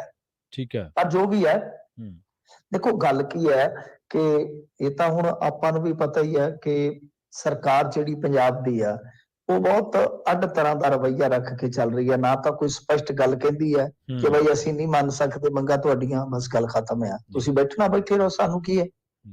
ਨਾ ਉਹਨਾਂ ਦੇ ਨਾਲ ਗੱਲ ਕਰਕੇ ਕੋਈ ਉਹਨਾਂ ਨੂੰ ਭਰੋਸਾ ਦੇ ਰਿਹਾ। ਹੁਣ ਰੌਲਾ ਤਾਂ ਇਸੇ ਚੀਜ਼ ਦਾ ਹੈ ਕਿ ਤੁਸੀਂ ਉਹਨਾਂ ਦੇ ਕੋਲ ਜਾਓ, ਗੱਲਬਾਤ ਕਰੋ, ਆਪਣੇ ਕੋਈ ਨੁਮਾਇੰਦੇ ਜਾਂ ਵਫ਼ਦ ਦੇ ਰੂਪ ਦੇ ਵਿੱਚ ਕੁਝ ਅਫਸਰ ਵਗੈਰਾ ਘੱਲੋ। ਜੋ ਤੁਸੀਂ ਕਰ ਸਕਦੇ ਹੋ ਉਹਨਾਂ ਦੇ ਅੱਗੇ ਰੱਖ ਦਿਓ ਕਿ ਆ ਭਾਈ ਅਸੀਂ ਇਹ ਪੇਪਰ ਵਰਕ ਜਿਹੜਾ ਉਹ ਕਰ ਸਕਦੇ ਆ, ਇਹ ਤੋਂ ਵੱਧ ਸਾਡੀ ਪਹੁੰਚ ਨਹੀਂ ਹੈਗੀ, ਗੱਲ ਖਤਮ ਹੈ। ਉਹ ਸਹਿਮਤ ਹੁੰਦੇ ਨੇ, ਅਸਹਿਮਤ ਹੁੰਦੇ, ਇੱਕ ਵੱਖਰੀ ਗੱਲ ਆ। ਫਿਰ ਦੂਜੀ ਗੱਲ ਇਹ ਹੈ ਕਿ ਚੀਫ ਮਿਨਿਸਟਰ ਦੇ ਉਹ ਘਰ ਨੂੰ ਆ ਰਹੇ ਨੇ ਵਾਰ-ਵਾਰ, ਤਾਂ ਤੁਹਾਨੂੰ ਕੀ ਗੱਲ ਹੈ, ਖਬਰ ਹੀ ਨਹੀਂ ਲੱਗਦੀ? ਜੇ ਤੁਹਾਨੂੰ ਖਬਰ ਲੱਗ ਰਹੀ ਆ ਤੇ ਉਸ ਤਰ੍ਹਾਂ ਵੀ ਤੇ ਤੁਸੀਂ ਤੁਰੇ ਫਿਰਦੇ ਹੋ, ਕਦੇ ਕਿਸੇ ਖਿਡਾਰੀਆਂ ਦੇ ਘਰ 'ਚ ਵੜ ਜਾਂਦੇ ਜਾ ਕੇ, ਕਦੇ ਕੋਈ ਮਾੜਾ ਜਿਹਾ ਕੋਈ ਨਾਮੀ ਬੰਦਾ ਹੁੰਦਾ ਉਹਦੇ ਘਰ 'ਚ ਤੁਹਾਡੇ ਮੰਤਰੀ ਚਲੇ ਜਾਂਦੇ ਨੇ। ਤਾਂ ਗੱਲ ਇਹ ਹੈ ਕਿ ਜਿਹੜਾ ਵੀ ਬੰਦਾ ਤੁਹਾਡੇ ਤੱਕ ਪਹੁੰਚ ਕਰਨ ਦਾ ਯਤਨ ਕਰਦਾ ਹੈ, ਠੀਕ ਹੈ, ਤੁਸੀਂ ਹਰੇਕ ਬੰਦੇ ਤੱਕ ਨਹੀਂ ਪਹੁੰਚ ਕਰ ਸਕਦੇ, ਪਰ ਐਡਾ ਵੱਡਾ ਮੋਰਚਾ ਲੱਗਾ, ਤੁਸੀਂ ਘੱਟੋ ਘੱਟ ਆਪਣੇ ਨੁਮਾਇੰਦੇ ਤੇ ਘੱਲੋ ਨਾ ਉੱਥੇ, ਤਾਂ ਕਿ ਇਹ ਨੌਬਤ ਨਾ ਉਤਪੰਨ ਹੋਵੇ। ਤੇ ਗੱਲ ਇਹ ਹੈ ਕਿ ਹੁਣ ਇਸ ਮਾਮਲੇ 'ਚ ਜਿਹੜੇ ਇਹ ਸੰਘਰਸ਼ ਦੇ ਸੰਚਾਲਕ ਨੇ, ਜਿਹੜੇ ਇਸ ਸੰਘਰਸ਼ ਨੂੰ ਚਲਾ ਰਹੇ, ਉਹਨਾਂ ਨੂੰ ਵੀ ਧਿਆਨ ਰੱਖਣਾ ਪਵੇਗਾ। ਇਹ ਸਥਿਤੀਆਂ ਜਿਹੋ ਜਿਹੀਆਂ ਮਰਜ਼ੀ ਹੋਣ, ਜੇ ਇਸ ਤਰ੍ਹਾਂ ਦਾ ਮਾਮਲਾ ਹਿੰਸਕ ਹੋਏਗਾ, ਕਿਉਂਕਿ ਦੇਖੋ ਹੁਣ ਵੀਡੀਓ ਜਾਰੀ ਕੀਤੀਆਂ ਹੋਈਆਂ ਜੀ, ਪੱਥਰਬਾਜ਼ੀ ਦੀਆਂ ਵੀਡੀਓ ਕੀ ਇਹਨਾਂ ਦੇ ਕੋਲ ਹੈਗੀਆਂ ਨੇ ਇੰਨੀਆਂ, ਕੀ ਇੰਨਾ ਵੱਡਾ ਪ੍ਰਚਾਰ ਹੋਏਗਾ ਜੀ? ਤਾਂ ਦੂਸਰੇ ਪਾਸੇ ਉਹ ਬਹੁਤ ਵੱਡੇ ਪੱਧਰ ਤੇ ਪ੍ਰਚਾਰੀਆਂ ਗਈਆਂ ਵੀਡੀਓ ਤੇ ਖਬਰਾਂ ਜਿਹੜੀਆਂ ਲੱਗ ਗਈਆਂ। ਤਾਂ ਫਿਰ ਗੱਲ ਤਾਂ ਉਹੀ ਹੈ ਕਿ ਚਲੋ ਇੱਥੇ ਤਾਂ ਤੁਹਾਡਾ ਸਮਰਥਨ ਜਿਹੜਾ ਬਹੁਤ ਸਾਰੇ ਲੋਕ ਕਰਦੇ ਨੇ ਪੰਜਾਬ ਦੇ ਵਿੱਚ, ਪਰ ਬਾਹਰ ਮੈਸੇਜ ਕੀ ਜਾਂਦਾ? ਬਾਹਰ ਮੈਸੇਜ ਤਾਂ ਇਹੋ ਜਾਂਦਾ ਹੈ ਨਾ ਕਿ ਜੇ ਛਡਾਉਣ ਵਾਲੇ ਇਸ ਤਰ੍ਹਾਂ ਕਰ ਰਹੇ ਨੇ ਤੇ ਛੁੱਟ ਕੇ ਆਉਣ ਵਾਲੇ ਕੀ ਕਰਨਗੇ, ਫਿਰ ਕੀ ਕਰੋਗੇ? ਤਾਂ ਇਹਨਾਂ ਗੱਲਾਂ ਤੇ ਖਾਸ ਤੌਰ ਤੇ ਧਿਆਨ ਰੱਖਣ ਦੀ ਜ਼ਰੂਰਤ ਹੋਏਗੀ ਮੋਰਚੇ ਵਾਲਿਆਂ ਨੂੰ ਵੀ। ਪਰ ਮੇਰਾ ਮੰਨਣਾ ਹੈ ਕਿ ਇਹ ਜੋ ਸਥਿਤੀ ਬਣੀ ਹੈ, ਇਹ ਪੰਜਾਬ ਸਰਕਾਰ ਦੀ ਬਹੁਤ ਵੱਡੀ ਢਿੱਲ ਮੱਠ ਆ। ਇਹਨਾਂ ਨੂੰ ਚਾਹੀਦਾ ਸੀਗਾ ਕਿ ਡੇ 1 ਤੋਂ ਹੀ ਇਹਨਾਂ ਦੇ ਨਾਲ ਸੰਪਰਕ 'ਚ ਰਹਿੰਦੇ, ਮੋਰਚੇ ਵਾਲਿਆਂ ਦੇ ਨਾਲ ਗੱਲਬਾਤ ਕਰਦੇ। ਇਹਨਾਂ ਨਾਲ ਤਾਂ ਵੈਸੇ ਆਪਾਂ ਜੇ ਦੇਖੀਏ ਤਾਂ ਫਿਰ ਮੋਦੀ ਸਰਕਾਰ ਹੀ ਠੀਕ ਸੀਗੀ ਕਿ ਉਹ ਪਹਿਲੇ ਦਿਨ ਤੋਂ ਹੀ ਇਹਨਾਂ ਦੇ ਨਾਲ ਗੱਲਬਾਤ ਵੀ ਚਲਾ ਰਹੇ ਸਨ। ਕਿੰਨੇ ਗੇੜਾਂ ਦੀ ਗੱਲ ਹੋਈ ਹੈ, ਤੁਹਾਨੂੰ ਪਤਾ ਹੈ ਨਾ ਕਿ ਜਿਵੇਂ ਦਿੱਲੀ ਪਹੁੰਚਿਆ ਸੀਗਾ ਮੋਰਚਾ ਕਿਸਾਨਾਂ ਦਾ, ਨਾਲ ਦੀ ਨਾਲ ਗੱਲਬਾਤਾਂ ਦਾ ਗੇੜ ਸ਼ੁਰੂ ਹੋ ਗਿਆ ਸੀਗਾ ਜੀ। ਠੀਕ ਹੈ, ਸਫਲਤਾ ਨਹੀਂ ਮਿਲੀ, ਚੱਲਦੀ ਰਹੀ ਗੱਲ, ਟੁੱਟਦੀ ਰਹੀ, ਚੱਲਦੀ ਰਹੀ ਗੱਲ, ਟੁੱਟਦੀ ਰਹੀ। ਪਰ ਉਹਦੇ 'ਚ ਕੀ ਹੁੰਦਾ ਕਿ ਸੰਘਰਸ਼ ਦੇ ਵਿੱਚ ਜਿਹੜੇ ਲੋਕ ਬੈਠੇ ਹੁੰਦੇ ਨੇ, ਤਾਂ ਘੱਟੋ ਘੱਟ ਉਹਨਾਂ ਦੇ ਕੋਲ ਉਤੇਜਨਾ ਵਾਲੇ ਜਿਹੜੇ ਬਿਆਨ ਹੁੰਦੇ, ਜਿਹੜੇ ਉਹ ਘੱਟ ਪਹੁੰਚਦੇ ਆ। ਉਹਨਾਂ ਦੇ ਵਿੱਚ ਬੇਚੈਨੀ ਘੱਟ ਫੈਲਦੀ ਹੈ ਕਿ ਸਾਡੀ ਗੱਲ ਚੱਲ ਰਹੀ ਹੈ, ਸਾਡੇ ਲੀਡਰ ਰਾਬਤੇ 'ਚ ਨੇ, ਸ਼ਾਇਦ ਕੋਈ ਹੱਲ ਨਿਕਲ ਆਏਗਾ। ਜਦ ਤੁਸੀਂ ਗੱਲ ਨਹੀਂ ਸੁਣੋਗੇ ਤਾਂ ਬੇਚੈਨੀ ਜ਼ਿਆਦਾ ਫੈਲਦੀ ਹੈ। ਤੇ ਖੈਰ ਹੁਣ ਦੇਖੋ ਅੱਗੇ ਕੀ ਬਣਦਾ। ਇਹ ਦਿਨ ਭਰ ਮਾਮਲਾ ਜਿਹੜਾ ਕਾਫੀ ਚਰਚਿਤ ਰਿਹਾ। ਜੀ ਮਿੰਟੂ ਜੀ, ਅਗਲੀ ਖਬਰ ਦੇ ਵੱਲ ਵਧੀਆ ਆਪਾਂ ਤੇ ਗੱਲ ਕਰਗੇ। ਪੰਜਾਬ ਦੇ ਵਿੱਚ ਅਫੀਮ ਦੀ ਖੇਤੀ ਨੂੰ ਲੈ ਕੇ ਕਾਫੀ ਲੰਬੇ ਸਮੇਂ ਤੋਂ ਬਹਿਸ ਚੱਲ ਰਹੀ ਹੈ ਕਿ ਹੋਣੀ ਚਾਹੀਦੀ ਹੈ। ਇੱਕ ਧਿਰ ਕਹਿੰਦੀ ਹੈ ਕਿ ਹੋਣੀ ਚਾਹੀਦੀ ਹੈ, ਦੂਜੀ ਧਿਰ ਕਹਿੰਦੀ ਹੈ ਕਿ ਨਹੀਂ, ਜਿੱਥੇ ਹੁੰਦੀ ਹੈ ਉੱਥੋਂ ਦੇ ਲੋਕਾਂ ਦਾ ਹਾਲ ਵੇਖ ਲਓ। ਪਰ ਹੁਣ ਹੋ ਸਕਦੀ ਹੈ, ਕੀ ਇਹ ਗੱਲ ਸੱਚ ਹੈ ਕਿ ਪੰਜਾਬ ਦੇ ਵਿੱਚ ਹੋ ਸਕਦੀ ਹੈ ਅਫੀਮ ਦੀ ਖੇਤੀ? ਨਹੀਂ ਦੇਖੋ, ਇਹ ਪਹਿਲੀ ਵਾਰੀ ਹੈ ਕਿ ਖੇਤੀ ਮੰਤਰੀ ਕੁਲਦੀਪ ਸਿੰਘ ਧਾਲੀਵਾਲ ਹੋਰਾਂ ਨੇ ਕਿਹਾ ਕਿ ਦੇਖੋ ਸਾਡੇ ਕੋਲ ਸੁਝਾਅ ਆ ਰਹੇ ਨੇ ਜੀ, ਮੁੱਖ ਮੰਤਰੀ ਦੇ ਕੋਲ ਵੀ ਜਾ ਰਹੇ, ਬਹੁਤ ਸਾਰੇ ਲੋਕ ਇਸ ਗੱਲ ਦੀ ਵਕਾਲਤ ਕਰਦੇ ਨੇ। ਤਾਂ ਉਹ ਵੀ ਕਹਿੰਦੇ ਕਿ ਨਸ਼ੇ ਦੇ ਰੂਪ ਦੇ ਵਿੱਚ ਦੂਸਰਾ ਨਸ਼ਾ ਦੇਣਾ ਤੇ ਠੀਕ ਨਹੀਂ ਹੈ, ਪਰ ਕਿਉਂਕਿ ਬਹੁਤ ਸਾਰੀਆਂ ਸਟੇਟਾਂ ਖੇਤੀ ਕਰਦੀਆਂ ਨੇ ਤਾਂ ਅਸੀਂ ਉਹਦੇ ਵੱਲ ਸੋਚ ਵਿਚਾਰ ਕਰ ਸਕਦੇ ਹਾਂ। ਜੀ ਮਤਲਬ ਕਿ ਪਹਿਲੀ ਵਾਰ ਹੋਏਗਾ ਜਦੋਂ ਪੰਜਾਬ ਦੇ ਕਿਸੇ ਖੇਤੀ ਮੰਤਰੀ ਨੇ ਇਹ ਗੱਲ ਆਖੀ ਹੈ ਕਿ ਅਸੀਂ ਖੇਤੀ ਦੇ ਲਿਹਾਜ਼ ਨਾਲ ਵੇਖ ਸਕਦੇ ਹਾਂ। ਪਰ ਗੱਲ ਇਹ ਹੈ ਕਿ ਤੁਹਾਨੂੰ ਹੁਣ ਜੇ ਇੰਨਾ ਕੁ ਕਹਿਣ ਦਾ ਜੀਰਾ ਮਿਲ ਗਿਆ ਤਾਂ ਖੁੱਲ ਕੇ ਕਹਿਣਾ ਚਾਹੀਦਾ, ਖੁੱਲ ਕੇ ਕਹਿਣਾ ਚਾਹੀਦਾ। ਦੇਖੋ ਰੈਗੂਲਰ ਕੋਈ ਵੀ ਨਸ਼ਾ ਹੈ ਜਿਹੜਾ ਉਹ ਜ਼ਿਆਦਾ ਕਰੋਗੇ, ਚਾਹ ਵੀ ਜ਼ਿਆਦਾ ਪੀਓਗੇ ਕਾਲਜਾ ਮੱਚਦਾ ਕਿ ਨਹੀਂ ਮੱਚਦਾ, ਰੋਟੀ ਜ਼ਿਆਦਾ ਖਾਓਗੇ ਖਰਾਬ ਹੁੰਦਾ ਕਿ ਨਹੀਂ ਬੰਦਾ ਹੁੰਦਾ। ਤਾਂ ਉਹ ਤਾਂ ਕੋਈ ਵੀ ਚੀਜ਼ ਹੈ ਜਿਹੜੀ, ਜੇ ਫੀਮ ਰੈਗੂਲਰ ਕੋਈ ਇਹ ਨਹੀਂ ਹੈ ਕਿ ਜੇ ਪੱਕੇ ਤੁਸੀਂ ਫੀਮ ਤੇ ਲੱਗ ਜਾਂਦੇ, ਬਹੁਤ ਜ਼ਿਆਦਾ ਫੀਮ ਖਾਣ ਲੱਗ ਜਾਂਦੇ, ਹਾਂਜੀ, ਇਹ ਨਹੀਂ ਕੋਈ ਚੰਗੀ ਚੀਜ਼ ਹੋ ਜਾਂਦੀ ਹੈ। ਇਹ ਸੱਚ ਆ ਜੀ, ਹਕੀਕਤ ਆ। ਤਾਂ ਉਹਦੇ ਨੁਕਸਾਨ ਵੀ ਹੈਗੇ ਨੇ। ਇਹ ਤਾਂ ਹੁਣ ਖੋਜਾਂ ਦੋਵੇਂ ਪਾਸੇ ਦੀਆਂ ਨੇ, ਪਰ ਇਹ ਆ ਕਿ ਇੰਨੇ ਨੁਕਸਾਨ ਨਹੀਂ ਹੈ ਕਿ ਜਿਵੇਂ ਹੁਣ ਸਿੰਥੈਟਿਕ ਡਰੱਗ ਹੈ ਜਿਹੜਾ ਉਹ 14 ਸਾਲਾਂ ਦੇ ਬੱਚੇ ਨੇ ਲਿਆ ਤੇ ਉੱਥੇ ਮਰ ਜਾਏਗਾ। ਇਹ ਆਪਣੇ ਆਪ ਦੇ ਵਿੱਚ ਇੱਕ ਡਿਬੇਟੇਬਲ ਗੱਲ ਹੈਗੀ ਹੈ ਕਿ ਕੀ ਅਲਟਰਨੇਟਿਵ ਕੋਈ ਹੋ ਸਕਦਾ ਹੈ ਜੀ। ਤਾਂ ਉਹਦੇ ਵਿੱਚ ਆਪਸ਼ਨ ਅਸੀਂ ਦੇਖ ਸਕਦੇ ਹਾਂ, ਵਿਚਾਰ ਸਕਦੇ ਹਾਂ ਕਿ ਅਸੀਂ ਨੌਜਵਾਨਾਂ ਨੂੰ ਖਾਸ ਤੌਰ ਤੇ ਜਿਹੜੇ ਛੱਡ ਸਕਦੇ ਆ, ਕਿ ਅਸੀਂ ਉਹਨਾਂ ਨੂੰ ਇੱਕ ਨਸ਼ੇ ਤੋਂ ਦੂਸਰੇ ਨਸ਼ੇ ਵੱਲ ਖੜ ਕੇ ਤਾਂ ਫਿਰ ਹੌਲੀ ਹੌਲੀ ਉਹ ਵੀ ਛਡਾ ਲਈਏ। ਪਰ ਜੇ ਨਹੀਂ ਵੀ ਤਾਂ ਘੱਟੋ ਘੱਟ ਉਨੇ ਨੁਕਸਾਨ ਨਾ ਹੋਣ ਜਿੰਨੇ ਸਿੰਥੈਟਿਕ ਡਰੱਗ ਦੇ ਹੁੰਦੇ। ਇਹ ਤਾਂ ਮਾਮਲਾ ਸਾਫ਼ ਹੈ ਨਾ। ਪਰ ਰਹੀ ਗੱਲ ਖੇਤੀ ਦੀ, ਖੇਤੀ ਵਾਲਾ ਮਸਲਾ ਜਿਹੜਾ ਉਹ ਦੇਖੋ ਗੱਲ ਇਹ ਆ ਕਿ ਉਹਦੇ ਵਾਸਤੇ ਤੁਹਾਨੂੰ ਇੱਕ ਤੇ ਆ ਕਿ ਕੇਂਦਰ ਸਰਕਾਰ ਨਾਲ ਐਗਰੀਮੈਂਟ 'ਚ ਜਾਣਾ ਪਵੇਗਾ। ਖੇਤੀ ਤੁਸੀਂ ਉਹ ਨਹੀਂ ਕਰ ਸਕਦੇ ਕਿਉਂਕਿ ਜਿਹੜੀ ਅਫੀਮ ਹੁੰਦੀ ਆ ਉਹ ਸਾਰੀ ਦੀ ਸਾਰੀ ਉਹ ਕੋਟੇ 'ਚ ਲੈਂਦੇ ਆ ਗਾ ਮਤਲਬ ਕਿ ਦਵਾਈਆਂ ਵਿੱਚ ਇਸਤੇਮਾਲ ਕਰਨ ਵਾਸਤੇ। ਜੀ ਜੀ। ਹੁਣ ਇਹ ਤਾਂ ਹੈ ਨੀ ਗਾ ਕਿ ਅਫਗਾਨਿਸਤਾਨ ਜਾਂ ਤਾਲਿਬਾਨ ਵਾਂਗੂ ਤੁਸੀਂ ਫੀਮ ਉਗਾਓਗੇ ਤੇ ਫਿਰ ਫੀਮ ਵੇਚ ਲਓਗੇ। ਤਾਂ ਇਹ ਆ ਕਿ ਕੇਂਦਰ ਸਰਕਾਰ ਦੀ ਜਿਹੜੀ ਕਹਿ ਲਓ ਕਿ ਹਾਂ ਬਹੁਤ ਜ਼ਰੂਰੀ ਹੈ ਇਸ ਮਾਮਲੇ 'ਚ। ਹਾਂ ਕੁਛ ਇਲਾਕਿਆਂ 'ਚ ਖੇਤੀ ਕੀਤੀ ਜਾ ਸਕਦੀ, ਹੁਣ ਸਾਰੇ ਪੰਜਾਬ 'ਚ ਤੇ ਥੋੜੀ ਫੀਮ ਬਹਿ ਜਾਓਗੇ ਬੀਜ ਕੇ। ਕੁਛ ਇਲਾਕਿਆਂ 'ਚ ਕੀਤੀ ਜਾ ਸਕਦੀ ਹੈ। ਤਾਂ ਖੈਰ ਇਹ ਪਹਿਲੀ ਵਾਰੀ ਆ ਜਦੋਂ ਮੰਤਰੀ ਕਿਸੇ ਨੇ ਔਰ ਖਾਸ ਤੌਰ ਤੇ ਜਿਨ੍ਹਾਂ ਦੇ ਕੋਲ ਖੇਤੀ ਮੰਤਰਾਲਾ ਉਹਨਾਂ ਨੇ ਪੋਜ਼ਿਟਿਵ ਸਾਈਨ ਦਿੱਤਾ ਇਸ ਮਾਮਲੇ 'ਚ। ਤਾਂ ਕੁਛ ਲੋਕਾਂ ਦੀਆਂ ਬਾਸ਼ਾਂ ਜ਼ਰੂਰ ਖਿੜ ਗਈਆਂ ਹੋਣੀਆਂ ਕਿ ਹੁਣ ਗੱਲ ਬਣ ਜਾਏਗੀ, ਕਿਉਂਕਿ ਬਹੁਤ ਸਾਰੇ ਲੋਕ ਡਿਮਾਂਡ ਕਰਦੇ ਆ ਔਰ ਖਾਂਦੇ ਵੀ ਨੇ, ਇਹਦੇ 'ਚ ਕੋਈ ਸ਼ੱਕ ਨਹੀਂ ਹੈ। ਬਹੁਤ ਸਾਰੇ ਲੋਕ ਖਾਂਦੇ ਨੇ। ਹੁਣ ਭੁੱਕੀ ਭਾਕੀ ਮਹਿੰਗੀ ਹੋਈ ਪਈ ਆ, ਭੁੱਕੀ ਕੱਢ ਦਿੰਦੀ ਹੈ ਤੁੱਕੀ ਹੁਣ 4500 5000 6000 7000। ਚਲੋ ਇੰਨੇ ਨਾਲ ਕੋਈ ਖਾਣ ਵਾਲਿਆਂ ਦਾ ਕੁਛ ਪੈਸਾ ਤੇ ਬਚੇਗਾ। ਜਿਵੇਂ ਮੈਂ ਕਿਹਾ ਕਿ ਸਿੰਥੈਟਿਕ ਡਰੱਗ ਦੇ ਮਾਮਲੇ 'ਚ ਵੀ ਕੁਛ ਮੋੜਾ ਪੈ ਸਕਦਾ। ਇਹਦੇ ਤੋਂ ਭੱਜਣ ਦੀ ਲੋੜ ਨਹੀਂ ਹੈ। ਠੀਕ ਹੈ, ਤੁਹਾਡਾ ਵਿਚਾਰ ਹੋ ਸਕਦਾ ਕਿਸੇ ਨੇ ਨਹੀਂ ਖਾਣੀ ਤੇ ਉਹਨੂੰ ਕੋਈ ਧੱਕੇ ਨਾਲ ਥੋੜੀ ਖਵਾਏਗਾ। ਠੀਕ ਹੈ, ਨਹੀਂ ਖਾਣੀ ਤੇ ਨਾ ਖਾਓ। ਫੀਮ ਵੀ ਤਾਂ ਸੌਰੀ ਸ਼ਰਾਬ ਵੀ ਤਾਂ ਹੁਣ ਲੀਗਲਾਈਜ਼ ਹੈ। ਜੇ ਕੋਈ ਪੀਣੀ ਚਾਹੁੰਦਾ ਤੇ ਉਹਨੂੰ ਕੋਈ ਰੋਕ ਨਹੀਂ ਸਕਦਾ ਤੇ ਧੱਕੇ ਨਾਲ ਕੋਈ ਕਿਸੇ ਨੂੰ ਪਿਆ ਨਹੀਂ ਸਕਦਾ। ਇਸ ਕਰਕੇ ਗੱਲ ਇਹ ਹੈ ਕਿ ਇਹਦੇ ਤੇ ਹੋਰ ਚਰਚਾ ਹੋ ਜਾਵੇ, ਅਧਿਐਨ ਹੋਰ ਹੋ ਜਾਣ, ਵਧੀਆ। ਉਸ ਤੋਂ ਬਾਅਦ ਜੇ ਕੋਈ ਫੈਸਲਾ ਹੁੰਦਾ ਤਾਂ ਕੋਈ ਗੱਲ ਨਹੀਂ ਹੈ, ਮਾੜਾ ਨਹੀਂ, ਇਹਦੇ ਤੋਂ ਡਰਨ ਦੀ ਕੋਈ ਲੋੜ ਨਹੀਂ ਹੈ। ਕੁਝ ਲੋਕ ਟੈਬੂ ਬਣਾ ਲੈਂਦੇ ਨੇ ਕਿ ਪਤਾ ਨਹੀਂ ਕੀ ਗੱਲ ਆ, ਕਿਉਂ ਨਹੀਂ ਚਰਚਾ ਹੋ ਸਕਦੀ? ਨੈਚੁਰਲੀ ਚੀਜ਼ ਆ, ਇਹ ਸਿੰਥੈਟਿਕ ਨਹੀਂ ਹੈ। ਨੈਚੁਰਲੀ ਚੀਜ਼ ਸਿੰਥੈਟਿਕ ਦੇ ਨਾਲੋਂ ਘੱਟ ਹੀ ਨੁਕਸਾਨਦਾਇਕ ਹੁੰਦੀ ਹੈ। ਜੇ ਹੁੰਦੀ ਤਾਂ ਹੈ, ਮੈਂ ਖੁਦ ਮੰਨ ਰਿਹਾ ਤੁਹਾਡੇ ਸਾਹਮਣੇ ਕਿ ਚਾਹ ਵੀ ਜ਼ਿਆਦਾ ਪੀਓਗੇ ਤਾਂ ਨੁਕਸਾਨਦੇਹ ਹੈ। ਵੈਸੇ ਤਾਂ ਚਾਹ ਹੈ ਹੀ ਨੁਕਸਾਨਦੇਹ ਆ। ਔਰ ਕਦੇ ਵੀ ਦੁਪਹਿਰੇ 12 ਵਜੇ ਤੋਂ ਬਾਅਦ 1 ਵਜੇ ਤੋਂ ਬਾਅਦ ਜੋ ਵੀ ਤੁਸੀਂ ਕੈਫੀਨ ਮਾਤਰਾ ਲੈਂਦੇ ਹੋ ਉਹ ਨਸ਼ੇ ਤੋਂ ਵੀ ਖਤਰਨਾਕ ਹੋ ਜਾਂਦਾ। ਤੁਹਾਡੀ ਨੀਂਦ ਤੇ ਇੰਪੈਕਟ ਕਰਦੀ ਹੈ ਔਰ ਨੀਂਦ ਤੁਹਾਡੀਆਂ ਬਿਮਾਰੀਆਂ ਦੀ ਜੜ ਬਣਦੀ ਹੈ। ਇਸ ਕਰਕੇ ਗੱਲ ਇਹ ਹੈ ਕਿ ਇਹ ਬਹੁਤ ਲਾਰਜ ਡਿਬੇਟ ਕਰਨ ਦੀ ਜ਼ਰੂਰਤ ਹੈ, ਕਰ ਲੈਣੀ ਚਾਹੀਦੀ ਹੈ। ਡਰਨ ਦੀ ਜ਼ਰੂਰਤ ਨਹੀਂ ਹੈ, ਚਾਹੇ ਤੁਸੀਂ ਫੀਮ ਦੇ ਹੱਕ ਚੋਂ ਚਾਹੇ ਵਿਰੋਧ ਦੇ ਵਿੱਚੋਂ। ਮੈਂ ਤਾਂ ਇਹ ਮੰਨਦਾ ਕਿਉਂਕਿ ਵਿਚਾਲੜਾ ਵੀ ਤਾਂ ਤੁਸੀਂ ਦੇਖੋ ਨਾ ਕਿ ਜਿਹੜਾ ਕੋਈ ਸਿੰਥੈਟਿਕ ਡਰੱਗ ਨਾਲ ਮਰ ਰਿਹਾ। ਮੈਂ ਅੱਜ ਨਿਰੰਜਨ ਸਿੰਘ ਹੋਰਾਂ ਤੋਂ ਸੁਣ ਰਿਹਾ ਸਾਂ, ਉਹ ਕਹਿੰਦੇ ਕਿ ਜਿੰਨਾ ਕੁ ਮੈਂ ਇੱਥੇ ਕੰਮ ਕੀਤਾ ਪੰਜਾਬ 'ਚ ਤਾਂ ਮਤਲਬ ਕਿ 35-40 ਹਜ਼ਾਰ ਨੌਜਵਾਨ ਮਰ ਗਿਆ ਸਿੰਥੈਟਿਕ ਡਰੱਗ ਕਰਕੇ। ਇਸ ਕਰਕੇ ਸਾਨੂੰ ਇੱਧਰਲੇ ਪਾਸੇ ਸੋਚ ਲੈਣਾ ਚਾਹੀਦਾ, ਵਿਚਾਰ ਲੈਣਾ ਚਾਹੀਦਾ। ਹਾਂ ਇਹ ਹੈ ਕਿ ਅੱਗੇ ਨਾਲੋਂ ਵੀ ਅਸੀਂ ਜ਼ਿਆਦਾ ਨੁਕਸਾਨ ਨਾ ਖੱਟੀਏ, ਉਹ ਪਹਿਲਾਂ ਹੀ ਮਤਲਬ ਕਿ ਅਧਿਐਨ ਵਗੈਰਾ ਸਾਡੇ ਚੰਗੇ ਹੋਣੇ ਚਾਹੀਦੇ। ਜੀ ਬਿਲਕੁਲ। ਇਹਦੇ ਜਿਹੜੇ ਫੀਮ ਦੀ ਖੇਤੀ ਦੇ ਮਿੰਟੂ ਜੀ ਕਹਿ ਲਈਏ ਕਿ ਹੱਕ ਦੇ ਵਿੱਚ ਨੇ, ਉਹਨਾਂ ਦੀਆਂ ਤਾਂ ਵੀਡੀਓ ਤੁਸੀਂ ਸੋਸ਼ਲ ਮੀਡੀਆ ਤੇ ਬੜੀਆਂ ਦੇਖਦੇ ਹੋ। ਫਾਇਦੇ ਗਿਣਾਉਂਦੇ ਰਹਿੰਦੇ ਆ ਕਿ ਬਈ ਇਹਦੇ ਨਾਲ ਆਏ ਨਹੀਂ ਹੁੰਦਾ, ਇਹਦੇ ਨਾਲ ਬੰਦਾ ਕੰਮ ਕਰਦਾ, ਇਹਦੇ ਨਾਲ ਬੰਦਾ ਕ੍ਰਾਈਮ ਨਹੀਂ ਕਰਦਾ। ਨਹੀਂ, ਉਹ ਤਾਂ ਕਹਿੰਦੇ ਕਿ ਆਪਦੀ ਘਰ ਦੀ ਨੂੰ ਵੀ ਬੰਦਾ ਭੈਣ ਕਹਿ ਕੇ ਬੁਲਾਉਂਦਾ। ਖਤਰਾ ਨਹੀਂ ਹੈਗਾ, ਸਮਾਜ ਨੂੰ ਖਤਰਾ ਨਹੀਂ ਹੈਗਾ, ਸਮਾਜ ਨੂੰ ਖਤਰਾ ਨਹੀਂ ਹੈਗਾ। ਹਾਂਜੀ ਭੈਣ ਜੀ ਖਤਰਾ ਕਰਦਾ ਉਹ ਤੋਂ। ਹਾਂਜੀ। ਤੇ ਜਿਹੜਾ ਪੀਤੀ ਵਾਲਾ ਕਹਿੰਦਾ ਕਿ ਤੀਜਾ ਪੈਗ ਲਾ ਕੇ ਤੇਰੀ ਬਾਹ ਫੜਨੀ ਵੇਖ ਲੋ, ਕਹਿੰਦੇ ਵੇਖ ਲੋ। ਤੇ ਕਦੇ ਕੋਈ ਤੀਜਾ ਕਾਰਡ ਲਾ ਕੇ ਕਹਿੰਦਾ ਭੁੱਖੀ ਖਾ ਕੇ 3 ਕਾਰਡ ਲਾ ਕੇ ਵੀ ਮੈਂ ਤੇਰੀ ਬਾਹ ਫੜਨੀ, ਅਗਲਾ ਭੈਣ ਜੀ ਕਹਿੰਦਾ। ਉਹ ਕਹਿੰਦੇ ਵੀ ਰਾਜਸਥਾਨ ਦੇ ਵਿੱਚ ਹੁੰਦੀ ਹੈ ਤੇ ਉੱਥੇ ਵੇਖ ਲਓ ਕਿੰਨੀਆਂ ਕੁ ਲੋਕ ਵਾਲੀਆਂ ਲਾਉਂਦੇ ਆ ਤੇ ਕਿੰਨਾ ਕੁ ਲੋਕ ਹੋਰ ਕ੍ਰਾਈਮ ਕਰਦੇ ਆ ਤੇ ਕਿੰਨੇ ਕੁ ਲੁੱਟ ਖੋਹ ਹੁੰਦੀ ਹੈ। ਨਹੀਂ ਦੇਖੋ, ਰਾਜਸਥਾਨ ਦਾ ਜਿਹੜਾ ਨਾ, ਰਾਜਸਥਾਨ ਦਾ ਹਿਸਾਬ ਕਿਤਾਬ ਹੋ ਰਿਹਾ, ਰਾਜਸਥਾਨ ਦਾ ਮਾਮਲਾ ਵੱਖਰਾ ਹੈ। ਹਜ਼ੂਰ ਗੱਲ ਕੀ ਹੈ ਕਿ ਨਸ਼ੇ ਦਾ ਸਬੰਧ ਹੋਣ ਜਾਂ ਨਾ ਹੋਣ ਨਾਲ ਨਹੀਂ ਹੁੰਦਾ। ਨਸ਼ੇ ਦਾ ਸਬੰਧ ਹੁੰਦਾ ਪ੍ਰੋਸਪੈਰਿਟੀ ਦੇ ਨਾਲ ਜ਼ਿਆਦਾ। ਜਿੱਥੇ ਪ੍ਰੋਸਪੈਰਿਟੀ ਹੋਏਗੀ ਉੱਥੇ ਨਸ਼ੇ ਪ੍ਰਤੀ ਖਿੱਚ ਜਾਂ ਕਹਿ ਲਓ ਕਿ ਨਸ਼ਾ ਜਿਹੜਾ ਆਪਣੇ ਆਪ ਨਵੀਂ ਕਿਸਮ ਦਾ, 8ਵੀਂ ਕਿਸਮ ਦਾ ਉੱਥੇ ਆਏਗਾ ਹੀ ਆਏਗਾ। ਜੀ। ਅਗਲੀ ਖਬਰ ਦੇ ਵੱਲ ਵਧੀਏ ਮਿੰਟੂ ਜੀ। ਦੇ 30 ਸਾਲਾਂ ਮਗਰੋਂ ਖਾਲੀ ਹੋਣੀ ਆ ਹੁਣ ਬੇਅੰਤ ਦੀ ਕੋਠੀ ਤੇ ਸਾਬਕਾ ਸੀਐਮ ਦੇ ਪੁੱਤਰ ਨੂੰ ਨੋਟਿਸ ਜਾਰੀ ਕੀਤਾ। ਪਹਿਲਾਂ ਕਹਿੰਦੇ ਭੱਠਲ ਤੋਂ ਬੜੀ ਔਖ ਨਾਲ ਛੁਡਾਈ ਸੀ, ਸਾਬਕਾ ਮੁੱਖ ਮੰਤਰੀ ਉਹ ਸੀਗੇ। ਦੇਖੋ, ਬੇਅੰਤ ਸਿੰਘ ਦੇ ਮੁੰਡੇ ਨੂੰ ਨੋਟਿਸ ਜਾਰੀ ਹੋਇਆ, ਤੇਜ ਪ੍ਰਕਾਸ਼ ਸਿੰਘ ਨੂੰ ਜੀ। ਤੇ ਇਹ ਕੋਠੀ ਇਹਨਾਂ ਦੇ ਕੋਲ ਬੜੇ ਲੰਬੇ ਸਮੇਂ ਤੋਂ ਆ।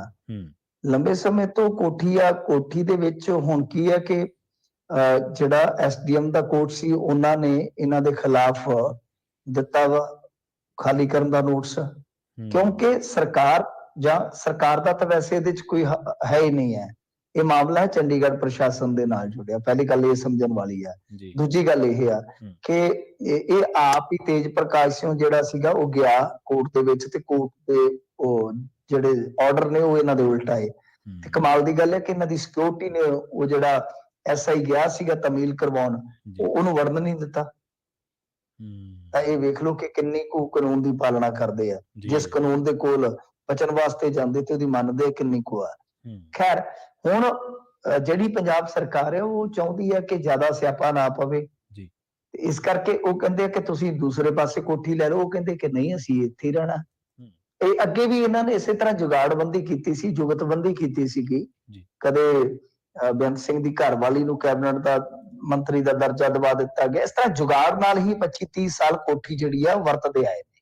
ਠੀਕ ਹੈ, ਹੁਣ ਇਹ ਖਾਲੀ ਕਰਨ ਦਾ ਸਮਾਂ ਆ ਗਿਆ ਤਾਂ ਹੁਣ ਮਤਲਬ ਕਿ ਨੋਟਸ ਤੋਂ ਵੀ ਥੋੜਾ ਕੰਨੀ ਕਤਰਾ ਆ ਗਏ ਨੇ। ਪਰ ਗੱਲ ਇਹ ਆ ਕਿ ਹੁਣ ਕੁਛ ਨਾ ਕੁਛ ਤਾਂ ਹੋਣਾ ਹੀ ਆ। ਜਾਂ ਤਾਂ ਕੋਈ ਨਾ ਕੋਈ ਸਰਕਾਰ ਵਿਚਾਲੜਾ ਰਸਤਾ ਕੱਢੇਗੀ ਤੇ ਜਾਂ ਫਿਰ ਇਹਨਾਂ ਨੂੰ ਕੋਠੀ ਖਾਲੀ ਕਰਨੀ ਪਊਗੀ, ਕਿਉਂਕਿ ਕੋਈ ਨਾ ਕੋਈ ਉੱਠ ਕੇ ਅਦਾਲਤ 'ਚ ਚਲਾ ਜਾਊਗਾ। ਨਹੀਂ ਤਾਂ ਚੰਡੀਗੜ੍ਹ ਪ੍ਰਸ਼ਾਸਨ ਹੀ ਚਲਾ ਜਾਏਗਾ। ਤੇ ਅਦਾਲਤ ਜੇ ਉਤਲੀ ਅਦਾਲਤ ਦੇ ਵਿੱਚ ਗਏ ਤਾਂ ਉਹ ਨਾਲੇ ਫਿੱਟ ਲਾਂਤ ਕਰਦੇ ਨੇ, ਨਾਲੇ ਤਾਂ ਉਹ ਕਹਿ ਦਿੰਦੇ ਹੁੰਦੇ ਆ ਪ੍ਰਸ਼ਾਸਨ ਨੂੰ ਕਿ ਇਹਨਾਂ ਦਾ ਬੋਰੀ ਬਿਸਤਰਾ ਕੱਢ ਕੇ ਫਿਰ ਬਾਹਰ ਮਾਰੋ। ਤੇ ਗੱਲ ਇਹ ਆ ਕਿ ਤੁਸੀਂ ਕੋਠੀ ਕਿਉਂ ਨਹੀਂ ਜੇ ਛੱਡਦੇ? ਵੱਡੀ ਗੱਲ ਇਹ ਆ ਅਸੀਂ ਪੀੜਤ ਥੋੜਾ ਤੁਸੀਂ ਲਾਹਾ ਲੈ ਲਿਆ ਜੀ। ਮੁੰਡਾ ਤੁਹਾਡਾ ਡੀਐਸਪੀ ਹੋ ਗਿਆ, ਕਾਦੇ ਕਰਕੇ ਹੋ ਗਿਆ? ਪੀੜਤ ਹੈ ਜੀ। ਸਾਰੀਆਂ ਸ਼ਰਤਾਂ ਸਾਰਾ ਕੁਝ ਉਹਨੂੰ ਢਿੱਲ ਦੇ ਕੇ। ਹਾਲਾਂਕਿ Chandigarh Punjab and Haryana high court ਦੇ ਵਿੱਚ ਫੈਸਲਾ ਜਿਹੜਾ ਪੈਂਡਿੰਗ ਪਿਆ, ਕਿਸੇ ਵੇਲੇ ਵੀ ਆ ਸਕਦਾ ਉਸ ਨੌਕਰੀ ਤੇ ਵੀ, ਜਿਵੇਂ ਕੋਠੀ ਤੇ ਆ ਗਿਆ। ਤੇ ਦੂਜੀ ਚੀਜ਼ ਜਿਹੜੀ ਹੈ ਕਿ ਕਿੰਨੇ ਜੀ ਤੁਹਾਡੇ ਜਿਹੜੇ ਆ ਉਹ ਕੋਈ ਐਮਐਲਏ ਬਣ ਗਿਆ, ਕੋਈ ਮੰਤਰੀ ਬਣ ਗਿਆ, ਕੋਈ ਮੈਂਬਰ ਪਾਰਲੀਮੈਂਟ ਬਣ ਗਿਆ, ਬਥੇਰਾ ਕੁਝ ਬਣ ਗਿਆ ਤੁਹਾਡੇ ਜੀ। ਹੋਰ ਕੀ ਚਾਹੀਦਾ? ਜਦੋਂ ਤੁਸੀਂ ਹੁਣ ਪੈਰਾਂ ਤੇ ਖਲੋਤੇ ਹੋ ਤਾਂ ਜਿਹੜੀ ਚੀਜ਼ ਬਤੌਰ ਮੁੱਖ ਮੰਤਰੀ ਤੁਹਾਨੂੰ ਮਿਲੀ ਹੈ ਉਹ ਸਾਬਕਾ ਦੇ ਤੌਰ ਤੇ ਕਿਵੇਂ ਵਰਤ ਸਕਦੇ ਹੋ ਤੁਸੀਂ? ਤੇ ਦੂਜੀ ਗੱਲ ਹੈ ਤੇਜ ਪ੍ਰਕਾਸ਼ ਸਿੰਘ ਬਾਰੇ ਮੈਂ ਤੁਹਾਨੂੰ ਗੱਲ ਦੱਸਾਂ, ਕਿਉਂਕਿ ਮੇਰੇ ਕੋਲ ਬਹੁਤ ਵੱਡਾ ਇਹਨਾਂ ਦਾ ਰਿਕਾਰਡ ਪਿਆ ਕਈ ਸਾਲਾਂ ਦਾ ਜੀ, ਜਿਹੜੇ ਇਸ ਤਰ੍ਹਾਂ ਦੇ ਸਾਬਕਾ ਵਿਧਾਇਕ ਨੇ। ਤੇ ਮੈਂ ਤੁਹਾਡੀ ਜਾਣਕਾਰੀ ਲਈ ਜੇ ਦੱਸਾਂ ਤਾਂ ਇਹ ਇਕੱਲੀ ਕੋਠੀ ਨਹੀਂ ਹੈ। ਕੋਠੀ ਤਾਂ ਵਰਤ ਰਹੇ ਅੱਧੇ ਕਿੱਲੇ ਦੀ ਕੋਠੀ ਆ, ਸੁਖਨਾ ਲੇਕ ਦੇ ਕਹਿੰਦੇ ਨੇੜੇ ਕੋਠੀ ਪੈ ਜਾਂਦੀ ਹੈ, ਨਜ਼ਾਰੇ ਹੀ ਨਜ਼ਾਰੇ ਆ। ਪਰ ਇਸ ਤੋਂ ਇਲਾਵਾ ਇੱਕ 2020 ਦਾ ਮੈਂ ਤੁਹਾਨੂੰ ਸਿਰਫ ਬਿੱਲ ਦੱਸਾਂਗਾ, 2020-21 ਦਾ ਜਿਹੜਾ ਤੇਜ ਪ੍ਰਕਾਸ਼ ਸਿੰਘ ਦਾ ਉਹ ਮੈਡੀਕਲ ਕਲੇਮ ਹੈ 1 ਸਾਲ ਦੇ ਵਿੱਚ। ਤੇ ਉਹ ਕਿੰਨਾ ਆਪੇ ਲਾ ਲੈਣਾ ਹਿਸਾਬ ਕਿਤਾਬ 'ਚ, ਮੈਂ ਬਹੁਤ ਕਮਜ਼ੋਰ ਆ। ਪਹਿਲਾ ਬਿੱਲ ਪਾਉਂਦੇ 1 ਸਾਲ 'ਚ 12,34,797, ਦੂਸਰਾ ਬਿੱਲ 16,937। ਪਹਿਲਾ 12,34,797, ਦੂਸਰਾ 16,937, ਤੀਸਰਾ 20,48,403, ਚੌਥਾ ਵੀ ਫਿਰ 20,48,403, ਪੰਜਵਾਂ 34,358। ਫਿਰ ਤੁਸੀਂ ਦੇਖ ਲਓ ਕਿ 6ਵੀਂ ਵਾਰ ਜੀ ਉਹ ਫਿਰ ਪਾਉਂਦੇ 3,93,882। ਮੈਂ ਰਿਪੀਟ ਕਰ ਦਿੰਦਾ, ਪਹਿਲਾ 12,34,797, ਦੂਜਾ 16,937, ਤੀਸਰਾ 20,48,403, ਚੌਥਾ ਫਿਰ 20,48,403, ਪੰਜਵਾਂ 34,358, ਛੇਵਾਂ 3,93,882। ਮਤਲਬ ਇੰਨਾ ਕੁਛ ਮਿਲ ਰਿਹਾ ਹੈ ਤੁਹਾਨੂੰ। 58 ਲੱਖ ਰੁਪਏ ਇਹ ਸਾਬਕਾ ਵਿਧਾਇਕ। ਹਾਂਜੀ 58 ਲੱਖ ਰੁਪਇਆ ਤਕਰੀਬਨ। ਹਾਂਜੀ 1 ਸਾਲ ਦਾ ਮੈਡੀਕਲ ਕਲੇਮ ਹੈ, 1 ਸਾਲ ਦਾ ਹੀ ਹੈ। ਮੇਰੇ ਕੋਲ ਘੱਟੋ ਘੱਟ 70-75 ਪੇਜ ਨੇ। ਮੈਂ ਕੋਈ ਉਦਾਂ ਤੁੱਕੇ ਮਾਰੀ ਵਾਲੀ ਗੱਲ ਨਹੀਂ ਕਰਦਾ, ਮੈਂ ਖੁਦ ਇਹਨਾਂ ਦੇ ਮਹਿਕਮੇ ਚੋਂ ਕਢਾਈ ਹੋਈ ਜਾਣਕਾਰੀ ਦੱਸ ਰਿਹਾ ਤੁਹਾਨੂੰ ਜੀ। ਸੋ ਗੱਲ ਇਹ ਹੈ ਕਿ ਇਹ ਮਤਲਬ ਕੱਲੀ ਕੋਠੀ ਨਹੀਂ, ਕੋਠੀ ਤਾਂ ਅਸੀਂ ਰੋਲ ਘਚੌਲੇ 'ਚ ਚਲੋ ਉਲਝ ਜਾਂਦੇ ਆ। ਕੋਠੀ ਅੱਜ ਨਹੀਂ ਕੱਲ ਖਾਲੀ ਹੋ ਜਾਏਗੀ, ਤਾਂ ਕੋਈ ਸਮਾਜ ਸੇਵੀ ਕੋਰਟ 'ਚ ਚਲਾ ਜਾਏਗਾ, ਉਹ ਤਾਂ ਹੋ ਜਾਏਗੀ। ਪਰ ਤੁਸੀਂ ਇਹ ਵੇਖੋ ਕਿ ਲਾਹਾ ਕਿੰਨਾ ਮਿਲ ਰਿਹਾ ਹੈ। ਤੇ ਹੁਣ ਇਹਨਾਂ ਨੂੰ ਕਹਿਣ ਲੱਗ ਜਾਓ, ਹੁਣੇ ਰੋਣ ਲੱਗ ਜਾਣਗੇ ਕਿ ਅਸੀਂ ਪੀੜਤ ਹਾਂ ਜੀ, ਅਸੀਂ ਪੀੜਤ ਹਾਂ। ਤੇ ਜੋ ਲਾਹੇ ਤੁਹਾਨੂੰ ਮਿਲ ਰਹੇ ਨੇ ਉਹਨਾਂ ਦੀ ਤੁਸੀਂ ਗੱਲ ਹੀ ਕਰਦੇ। ਤਾਂ ਪੀੜਤ ਤਾਂ ਹੁਣ ਮਨੀਸ਼ ਤਿਵਾੜੀ ਵੀ ਹੈ ਜੀ, ਉਹਦੇ ਪਿਤਾ ਜੀ ਦਾ ਵੀ ਕਤਲ ਹੋਇਆ ਉਸ ਦੌਰ ਦੇ ਵਿੱਚ। ਫਿਰ ਉਹਨੂੰ ਵੀ ਇੱਕ ਕੋਠੀ ਉੱਥੇ ਸੁਖਨਾ ਦੇ ਲਾਗੇ ਬਣਾ ਦਿਓ ਜੀ। ਬਿਲਕੁਲ। ਅਗਲੀ ਖਬਰ ਦੇ ਵੱਲ ਵਧੀਏ ਮਿੰਟ ਜੀ ਤੇ ਗੱਲ ਕਰੀਏ ਕੋਲੇ ਦੀ। ਕੋਲੇ ਤੇ ਵੀ ਹੁਣ ਰਾਜਨੀਤੀ ਜਿਹੜੀ ਹੈ ਮੱਘ ਉੱਠੀ ਹੈ। ਸੁਖਬੀਰ ਬੋਲੇ ਨੇ, ਕਹਿੰਦੇ ਜਨਰੇਟਰ ਤੇ ਇਨਵਰਟਰ ਖਰੀਦ ਲਓ, ਕੋਲੇ ਦਾ ਔਖਾ ਹੈ। ਦੇਖੋ ਕੋਲੇ ਦਾ ਮਸਲਾ ਕੀ ਹੈ ਕਿ ਅੱਜ ਇਹਨਾਂ ਨੇ ਪੇਸ਼ੀ ਕੀਤੀ ਹੈ ਜਿਹੜੀ ਗੱਲ ਅਸੀਂ 2-3 ਮਹੀਨੇ ਤੋਂ ਕਹਿ ਰਹੇ ਸੀ ਕਿ ਅੱਜ ਉਸ ਗੱਲ ਤੇ ਮੋਹਰ ਲੱਗ ਗਈ ਆ। ਅੱਜ ਇਹਨਾਂ ਨੇ ਬਕਾਇਦਾ ਪੀਸੀ ਕਰਕੇ ਇਸ ਗੱਲ ਦਾ ਖੁਲਾਸਾ ਕਰ ਦਿੱਤਾ ਕਿ ਦੇਖੋ ਜੀ ਸਾਨੂੰ ਲੈਟਰ ਆਇਆ ਸੀਗਾ, ਉਹ ਕਹਿੰਦੇ ਨੇ ਕਿ ਤੁਸੀਂ ਭਾਈ RSR ਰੂਟ ਤੇ ਹੁਣ ਆ ਜਾਓ। RSR ਮਤਲਬ ਕਿ ਰੇਲ ਸ਼ਿਪ ਰੇਲ, ਮਤਲਬ ਕਿ ਉੱਥੋਂ ਝਾਰਖੰਡ ਚੋਂ ਕੋਲਾ ਕੱਢ ਕੇ ਥੱਲੇ ਨੂੰ ਲੈ ਜਾਓ, ਲੰਕਾ ਦੇ ਉੱਤੋਂ ਦੀ ਘੁਮਾ ਕੇ ਵਾਇਆ ਸਮੁੰਦਰ ਸਿੱਧਾ ਮੁੰਦਰਾ ਪੋਰਟ ਲਿਆਓ ਤੇ ਉੱਥੋਂ ਦਾ ਰੇਲ ਤੋਂ ਲੱਦ ਕੇ ਲੈ ਜਾਓ। ਮਤਲਬ ਕਿ ਇੱਕ ਤਾਂ ਜਿਹੜਾ ਗੇੜਾ ਸਾਡਾ ਫੇਰਾ ਜਿਹੜਾ ਉਹ 4-5 ਦਿਨ ਦਾ ਜਿਹੜਾ ਸੀਗਾ ਉਹ ਵੱਧ ਕੇ ਹੋ ਜਾਏਗਾ 20-25 ਦਿਨ ਦੇ ਪ੍ਰੋਸੈਸ ਦਾ। ਠੀਕ ਹੈ। ਤੇ ਦੂਜਾ ਕਿ ਜਿਹੜੀ ਸਾਡੀ ਲਾਗਤ ਹੈ ਟਨ ਦੀ ਕੋਈ ਲਾ ਲਓ 4900, ਉਹ ਵੱਧ ਕੇ ਹੋ ਜਾਏਗੀ ਤਕਰੀਬਨ 6700। ਤਾਂ ਇਹ ਮਤਲਬ ਕਿ ਅਸੀਂ ਕਈ ਹਫ਼ਤੇ ਪਹਿਲਾਂ ਦਾ ਰੌਲਾ ਪਾਉਂਦੇ ਸਾਂ ਕਿ ਆਹ ਕੁਝ ਹੋ ਰਿਹਾ ਹੈ ਜੀ। ਮਜਬੂਰ ਕੀਤਾ ਜਾ ਰਿਹਾ ਕਿ ਅਡਾਨੀ ਦੇ ਪੋਰਟ ਦੇ ਥਰੂ ਕੋਲਾ ਲੈ ਕੇ ਆਓ। ਹੁਣ ਇਹ ਬੋਲੇ ਨੇ ਜੀ। ਚਲੋ ਮੈਂ ਅੱਜ ਭਾਰਤੀ ਜਨਤਾ ਪਾਰਟੀ ਦੇ ਜਿਹੜੇ ਲੱਦੜ ਸਾਹਿਬ ਨੇ ਸਾਬਕਾ ਬਿਊਰੋਕਰੇਟ ਨੇ, ਬੜੇ ਅੱਛੇ ਇਨਸਾਨ ਨੇ, ਬੜੇ ਅੱਛੇ ਪ੍ਰਵਕਤਾ ਤੇ ਬੜੇ ਅੱਛੇ ਵਿਦਵਾਨ ਨੇ, ਉਹ ਤਾਂ ਅੱਜ ਠੋਕ ਕੇ ਖਲੋ ਗਏ, ਕਹਿੰਦੇ ਕਿ ਜੇ ਇਦਾਂ ਹੋਏਗਾ ਤਾਂ ਪੰਜਾਬ ਦੀ ਇਕਾਈ ਜਿਹੜੀ ਭਾਜਪਾ ਵਾਲੀ ਉਹ ਤੁਹਾਡੇ ਨਾਲ ਖਲੋਵੇਗੀ। ਇਹ ਧੱਕਾ ਹੈ ਬਿਲਕੁਲ। ਜੀ ਜੀ। ਤਾਂ ਗੱਲ ਇਹ ਹੈ ਕਿ ਕੋਲੇ ਵਾਲੀ ਰਾਜਨੀਤੀ ਦਾ ਹੁਣ ਹੱਲ ਕੀ ਨਿਕਲੇਗਾ, ਕਿਉਂਕਿ ਕੇਂਦਰ ਸਰਕਾਰ ਤੁਹਾਨੂੰ ਮਜਬੂਰ ਕਰ ਦੇਵੇਗੀ, ਹੋ ਸਕਦਾ ਹੈ ਕਟੌਤੀ ਕਰ ਦੇਵੇ, ਕਿਸੇ ਪਾਸੇ ਕੱਟ ਲਾ ਦੇਵੇ, ਕਿਉਂਕਿ ਉਹਨਾਂ ਦੀ ਸ਼ਰਤ ਹੈ ਜਾਂ ਤਾਂ ਵੀ ਇੰਪੋਰਟ ਕਰ ਲਓ ਤੇ ਜਾਂ ਫਿਰ ਇੱਧਰ ਦੀ ਲਿਆਓ। ਇੱਧਰ ਦੀ ਲਿਆਉਣ ਦਾ ਮਤਲਬ ਸਾਫ਼ ਹੈ ਕਿ ਅਡਾਨੀ ਨੂੰ ਵਿੱਚ ਪਾਉਣਾ ਹੀ ਪਾਉਣਾ। ਜੀ ਬਿਲਕੁਲ। ਅਡਾਨੀ ਨੂੰ ਵਿੱਚ ਪਾਉਣਗੇ, ਉਹ ਬੜੀ ਵੱਡੀ ਗੇਮ ਆ। ਉਸ ਗੇਮ ਦਾ ਹੁਣ ਤੁਹਾਨੂੰ ਕੀ ਦੱਸਾਂ ਕਿ ਉਹਨੇ ਤਾਂ ਟਰਮੀਨਲ ਬਣਾਇਆ ਵਾ, ਦੁਨੀਆ ਦਾ ਸਭ ਤੋਂ ਵੱਡਾ ਕੋਲ ਟਰਮੀਨਲ ਉੱਥੇ ਹੈ, ਜਿਹਨੂੰ ਵੈਸਟ ਬੇਸਨ ਕਹਿ ਦਿੰਦੇ ਨੇ। ਕੋਲ ਟਰਮੀਨਲ ਦੁਨੀਆ ਦਾ ਸਭ ਤੋਂ ਵੱਡਾ ਉਹ ਜੀ। ਉਹਦੇ ਚ ਕੀ ਹੈ, ਜਦੋਂ ਲਦਾਈ ਲੁਹਾਈ ਹੁੰਦੀ ਹੈ ਤਾਂ ਉੱਥੇ ਵੇਸਟੇਜ ਤਾਂ ਉਹਨੂੰ ਮਿਲਦਾ ਹੈ ਲਾਹਾ 4% ਦਾ। ਤਾਂ ਉਹਨਾਂ ਦੀ ਤੱਕ ਵਧੀਆ ਸ਼ਾਨੋ ਸ਼ੌਕਤ ਦੇ ਨਾਲ ਦੁਕਾਨਦਾਰੀ ਚੱਲਦੀ ਉਸ ਪੋਰਟ ਤੋਂ, ਬਹੁਤ ਵੱਡੇ ਪੱਧਰ ਤੇ ਉਹਨਾਂ ਦਾ ਪੈਸਾ ਬਣਦਾ। ਤਾਂ ਖੈਰ ਮੁੰਦਰਾ ਪੋਰਟ ਵਾਲਾ ਜਿਹੜਾ ਇਹ ਮਸਲਾ ਹੈ, ਤਾਂ ਫਿਰ ਇਹਨਾਂ ਨੂੰ ਹੁਣ ਚੰਗੀ ਤਰ੍ਹਾਂ ਮੋਦੀ ਸਰਕਾਰ ਦੇ ਅੱਗੇ ਚੁੱਕਣਾ ਚਾਹੀਦਾ ਕਿ ਭਾਈ ਕਿਉਂ ਤੁਸੀਂ ਇਸ ਤਰ੍ਹਾਂ ਧੱਕਾ ਕਰ ਰਹੇ ਜੀ ਸਾਡੇ ਨਾਲ। ਸਰਬ ਪਾਰਟੀ ਮੀਟਿੰਗ ਸੱਦੋ ਤੇ ਕੋਈ ਆਪਣਾ ਪ੍ਰੋਗਰਾਮ ਲਿਖੋ। ਤੇ ਰਹੀ ਗੱਲ ਹੁਣ ਇਨਵਰਟਰ ਖਰੀਦਣ ਦੀ, ਜਨਰੇਟਰ ਖਰੀਦਣ ਦੀ, ਤਾਂ ਮੈਨੂੰ ਤਾਂ ਲੱਗਦਾ ਕਿ ਸਿਆਲ ਚ ਵੀ ਨਹੀਂ ਬੰਦ ਹੋਇਆ ਕਰਨੇ। ਸਿਆਲ ਚ ਵੀ ਨਹੀਂ ਬੱਤੀ ਆਉਂਦੀ, ਸਿਆਲ ਚ ਵੀ ਨਹੀਂ ਲਾਈਟ ਆਉਂਦੀ।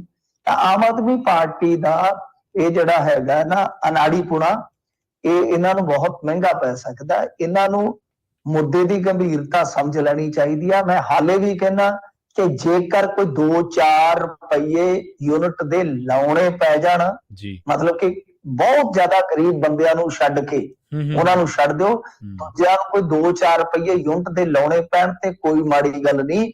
ਪਾਵਰਕੌਮ ਮੈਂ ਤੁਹਾਨੂੰ ਕੱਲ ਤੇ ਰੋਜ਼ਾਨਾ ਮੈਂ ਤੇ ਦੱਸਦਾ ਤੁਹਾਨੂੰ ਤਕਰੀਬਨ। ਹਾਂਜੀ ਬਿਲਕੁਲ, ਮੈਂ ਤੁਹਾਨੂੰ ਪਹਿਲਾਂ ਦੱਸ ਦਿੰਦਾ, ਉਹ ਇਹ ਕਈ ਹਫ਼ਤੇ ਬਾਅਦ ਦੱਸਦੇ ਨੇ ਤੁਹਾਨੂੰ, ਫਰਕ ਆਈਓ ਆ। ਤੇ ਪਾਵਰਕੌਮ ਦਾ ਕੱਲ ਹੀ ਤੁਹਾਨੂੰ ਦੱਸਿਆ ਸੀ ਕਿ 2000 ਕਰੋੜ ਦਾ ਐਕਸਟਰਾ ਇਹਨਾਂ ਤੇ ਬੋਝ ਪੈਣ ਜਾ ਰਿਹਾ ਵਾ ਜੀ। ਤਾਂ ਗੱਲ ਇਹ ਹੈ ਕਿ ਇਹ ਸਾਰਾ ਕੁਝ ਕਿੰਨੀ ਦੇਰ ਤੱਕ ਚੱਲੇਗਾ। 19,000 ਕਰੋੜ ਦੀ ਉਹ ਕਰਜ਼ਾਈ ਆ ਪਾਵਰਕੌਮ, ਪਹਿਲਾਂ ਉਹਨੂੰ ਕਿੰਨਾ ਕੁ ਬਾਜ਼ਾਰ ਚ ਹੋਰ ਮਿਲੇਗਾ। ਸੋ ਇਸ ਕਰਕੇ ਤੁਹਾਨੂੰ ਇੱਕ ਵਾਰੀ ਫਿਰ ਇਹਨਾਂ ਚੀਜ਼ਾਂ ਤੇ ਇੱਕ ਵਾਰੀ ਮੱਥਾ ਮਾਰ ਲੈਣਾ ਚਾਹੀਦਾ ਕਿ ਅਸੀਂ ਲੰਬਾ ਸਮਾਂ ਕੱਢਣਾ ਜਾਂ ਅਸੀਂ ਬਸ ਛੋਟੇ ਟਾਈਮ ਵਾਸਤੇ ਪਾਣੀ ਦੇ ਬੁਲਬੁਲੇ ਵਾਂਗੂ ਅਸੀਂ ਜਿਉਣਾ, ਤੇ ਜਾਂ ਅਸੀਂ ਬਈ ਬਹੁਤ ਸ਼ਾਨਦਾਰ ਢੰਗ ਦੇ ਨਾਲ, ਬਹੁਤ ਸ਼ਾਨਦਾਰ ਢੰਗ ਦੇ ਨਾਲ ਲੰਬੇ ਚੱਲਣਾ ਜੀ। ਹੁਣ ਪਾਣੀ ਦੇ ਬੁਲਬੁਲੇ ਵਾਲੀ ਮੇਰੀ ਗੱਲ ਨਾ ਕਹਿ ਦਿਓ ਕਿਤੇ ਵੀ ਪਾਣੀ ਦੀ ਹਿੱਕ ਤੇ ਨੱਚਦੇ ਫਿਰਨਾ, ਅਸੀਂ ਤਾਂ ਬਸ ਇੰਨੀ ਖੁਸ਼ੀ ਬਹੁਤ ਹੈ ਕਿ ਤੁਹਾਡੀ ਮਨਿਆਦ ਜਿਹੜੀ ਆ ਬਹੁਤ ਥੋੜੀ ਹੋ ਜਾਏਗੀ, ਬਹੁਤ ਥੋੜੀ ਹੋ ਜਾਏਗੀ। ਤੁਸੀਂ ਉਹ ਬੁਲਬੁਲਿਆਂ ਨੂੰ ਫੁੱਲੋਗੇ ਨਾਲ ਦੀ ਨਾਲ ਫਟ ਜਾਓਗੇ। ਐਸਾ ਨਹੀਂ ਹੋਣਾ ਚਾਹੀਦਾ। ਤੁਹਾਨੂੰ ਲੰਬਾ ਸਮਾਂ ਚੱਲਣਾ ਚਾਹੀਦਾ ਹੈ, ਲੰਬਾ ਸਮਾਂ, ਕਿ ਐਸੀਆਂ ਨੀਤੀਆਂ ਜਿਹੜੀਆਂ ਕਿ ਕਿਸੇ ਵੀ ਥਾਂ ਤੇ ਜਾ ਕੇ ਪੰਜਾਬ ਦੀ ਇਕਨੋਮੀ ਨੂੰ ਪ੍ਰਭਾਵਿਤ ਨਾ ਕਰਨ। ਕਿਉਂਕਿ ਮਸਲਾ ਹੈ ਕਿ ਘਰਾਂ ਦੀਆਂ ਲਾਈਟਾਂ ਦੀ ਕੋਈ ਪ੍ਰੋਬਲਮ ਨਹੀਂ ਹੁੰਦੀ, ਜੀ ਇੱਥੇ ਇਨਵਰਟਰ ਵੀ ਚੱਲ ਜਾਂਦੇ, ਜਨਰੇਟਰ ਵੀ ਚੱਲ ਜਾਂਦੇ ਆ, ਤੇ ਲੋਕ ਜਿਹੜੇ ਆ ਚਲੋ ਔਖੇ ਸੌਖੇ ਕੋਈ ਦਿਨ ਚ 5-7 ਘੰਟੇ ਕੱਢ ਵੀ ਲੈਣਗੇ, ਪਰ ਰੌਲਾ ਕਿ ਤੁਹਾਡੀ ਖੇਤੀ ਪ੍ਰਭਾਵਿਤ ਹੋ ਜਾਏਗੀ। ਤੁਹਾਡੀ ਕਣਕ ਨਹੀਂ ਪੱਕਣੀ, ਪਨੀਰੀ ਨਹੀਂ ਬੀਜੀ ਜਾਣੀ, ਵੇਲੇ ਸਿਰਫ ਝੋਨਾ ਨਹੀਂ ਲੱਗਣਾ। ਜੇ ਇਹੀ ਹਾਲ ਰਹੇ ਤਾਂ ਖੈਰ ਦੇਖੋ ਇਹਦਾ ਕੀ ਹੱਲ ਨਿਕਲਦਾ। ਰਾਜਨੀਤੀ ਤਾਂ ਫਿਰ ਮਗਣੀ ਹੈ ਜੀ। ਜੀ ਅਗਲੀ ਖਬਰ ਦੇ ਵੱਲ ਵਧੀਆ ਮਿੰਟ ਜੀ, ਤੇ ਗੱਲ ਕਰੀਏ ਬਠਿੰਡਾ ਦੀ ਰਾਜਨੀਤੀ ਦੀ। ਬਠਿੰਡਾ ਦੇ ਵਿੱਚ ਕਹਿੰਦੇ ਮੇਅਰ ਦੇ ਖਿਲਾਫ ਹੋ ਗਏ ਕਾਉਂਸਲਰ। ਹਾਂਜੀ, ਡਿਪਟੀ ਮੇਅਰ ਸਮੇਤ 2 ਦਰਜਨ ਦੇ ਕਰੀਬ ਜਿਹੜੇ ਕਾਉਂਸਲਰ ਨੇ ਉਹ ਆਏ ਨਹੀਂ ਹੈ ਮੀਟਿੰਗ ਦੇ ਵਿੱਚ। ਤਾਂ ਇਹ ਜਿਹੜੀ ਬੀਬੀ ਆ ਮੇਅਰ ਬੀਬੀ ਰਮਨ, ਉਹ ਤਾਂ ਦੇਖੋ ਗੱਲ ਕੀ ਹੈ ਕਿ ਉਹਦਾ ਕੋਈ ਸਿਆਸਤ ਦੇ ਵਿੱਚ ਕੋਈ ਪੁਰਾਣਾ ਪਿਛੋਕੜ ਨਹੀਂ ਸੀਗਾ। ਤੇ ਬਸ ਮਨਪ੍ਰੀਤ ਸਿੰਘ ਬਾਦਲ ਹੋਰਾਂ ਦੀ ਟੀਮ ਨੇ ਇਹਨਾਂ ਨੂੰ ਨਿਯੁਕਤ ਕਰਵਾ ਦਿੱਤਾ, ਤੇ ਉੱਥੋਂ ਹੀ ਤਾਂ ਮਨਪ੍ਰੀਤ ਸਿੰਘ ਬਾਦਲ ਦੀ ਹਾਰ ਦਾ ਮੁੱਢ ਵੱਜਾ, ਕਿਉਂਕਿ ਜਗਰੂਪ ਸਿੰਘ ਗਿੱਲ ਜਿਹੜੇ 6 ਵਾਰ ਦੇ ਕਾਉਂਸਲਰ ਸਨ ਉਹ ਰੁੱਸ ਕੇ ਚਲੇ ਗਏ, ਕਿਉਂਕਿ ਮੇਅਰ ਉਹਨਾਂ ਨੇ ਬੰਨਾ ਸੀ, ਤੇ ਫਿਰ ਉਹਨਾਂ ਨੇ 60,000 ਤੇ ਮਿਰਜ਼ਾ ਗਾਲਬ ਨੂੰ ਠੋਕ ਦਿੱਤਾ ਜੀ ਤੁਰਿਆ ਫਿਰ। ਗੱਲ ਇਹ ਹੈ ਕਿ ਕਈ ਵਾਰ ਤੁਹਾਡੀਆਂ ਕੀਤੀਆਂ ਗਲਤੀਆਂ ਤੁਹਾਨੂੰ ਬਹੁਤ ਦੂਰ ਤੱਕ ਲੈ ਜਾਂਦੀਆਂ ਨੇ। ਹੁਣ ਕਿਉਂਕਿ ਇੱਥੇ ਰਾਜਾ ਵੜਿੰਗ ਇੱਕ ਪਾਸੇ, ਦੂਸਰੇ ਪਾਸੇ ਮਨਪ੍ਰੀਤ ਬਾਦਲ ਹੈ, ਤੇ ਜਿਹੜੀ ਹੁਣ ਵਿੱਤੀ ਜਾਂ ਲੇਖਾ ਕਮੇਟੀ ਦੀ ਇਹ ਜਿਹੜੀ ਮੀਟਿੰਗ ਹੈ ਉਹਦੇ ਚ ਫਿਰ ਕਿੰਨੇ ਜਾਣਾ ਹੈ?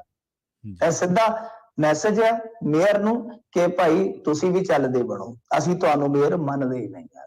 ਠੀਕ ਹੈ। ਇਹ ਜਿਹੜਾ ਹੁਣ ਆਪਸ ਦੇ ਵਿੱਚ ਖਿੱਚਾਤਾਣ ਵਾਲਾ ਚੱਲਦਾ ਹੈ, ਤਾਂ ਇਹਦੇ ਵਿੱਚ 24 ਜੇ ਗੈਰ ਹਾਜ਼ਰ ਨੇ, ਦਾ ਮਤਲਬ ਹੈ ਕਿ ਹਾਲੇ ਵੀ ਕਾਂਗਰਸ ਜਿਹੜੀ ਹੈ ਉਹ ਇਸ ਗੱਲ ਤੇ ਕਿਤੇ ਨਾ ਕਿਤੇ ਥੋੜਾ ਸਬਰ ਕਰ ਸਕਦੀ ਹੈ, ਥੋੜਾ ਖੁਸ਼ ਹੋ ਸਕਦੀ ਹੈ, ਸੰਤੁਸ਼ਟ ਹੋ ਸਕਦੀ ਹੈ ਕਿ ਅਸੀਂ ਬਹੁਤ ਨੇੜੇ ਆ, ਜੇ ਕੱਲ ਨੂੰ ਮੇਅਰ ਤੋੜ ਕੇ ਨਵਾਂ ਵੀ ਬਣਾਉਣਾ ਪੈਂਦਾ ਤਾਂ। ਜੀ ਅਗਲੀ ਖਬਰ ਦੇ ਵੱਲ ਵਧੀਆ ਮਿੰਟ ਜੀ, ਤੇ ਜਾਂਦੇ ਜਾਂਦੇ ਗੱਲ ਕਰੀਏ ਅਡਾਨੀ ਦੇ ਸ਼ੇਅਰਾਂ ਦੀ। ਕਹਿੰਦੇ ਹੁਣ ਮਾੜਾ ਜਿਹਾ ਟਿਕਟਕਾ ਹੋਇਆ, ਸੁੱਖ ਦਾ ਸਾਹ ਆਇਆ ਅਡਾਨੀ ਦੇ ਸ਼ੇਅਰਾਂ ਨੂੰ। ਦੇਖੋ ਅਡਾਨੀ ਦੇ ਸ਼ੇਅਰਾਂ ਤੇ ਜਿਹੜੀ ਗੱਲ ਹੈ ਕਿ ਥੋੜਾ ਸੁੱਖ ਦਾ ਸਾਹ ਆਉਣ ਵਾਲਾ ਜਿਹੜਾ ਮਾਮਲਾ ਹੈ ਉਹ ਕੁਝ ਇਸ ਤਰ੍ਹਾਂ ਹੈ ਕਿ ਇਹਨਾਂ ਦਾ ਵੈਸੇ ਝਟਕਾ ਤੇ ਇੱਕ ਅੱਜ ਸ਼ਾਮ ਨੂੰ ਵੀ ਲੱਗ ਗਿਆ, ਕਿਉਂਕਿ ਜੋ ਫਰਾਂਸ ਆਧਾਰਿਤ ਕੰਪਨੀ ਹੈ ਟੋਟਲ ਜੀ, ਤਾਂ ਉਹਨਾਂ ਨੇ ਤਾਂ ਆਪਣੀ ਜਿਹੜੀ ਇਨਵੈਸਟਮੈਂਟ ਹੈ ਉਹ ਹੋਲਡ ਕਰ ਦਿੱਤੀ ਹੈ। ਬਹੁਤ ਵੱਡਾ ਝਟਕਾ।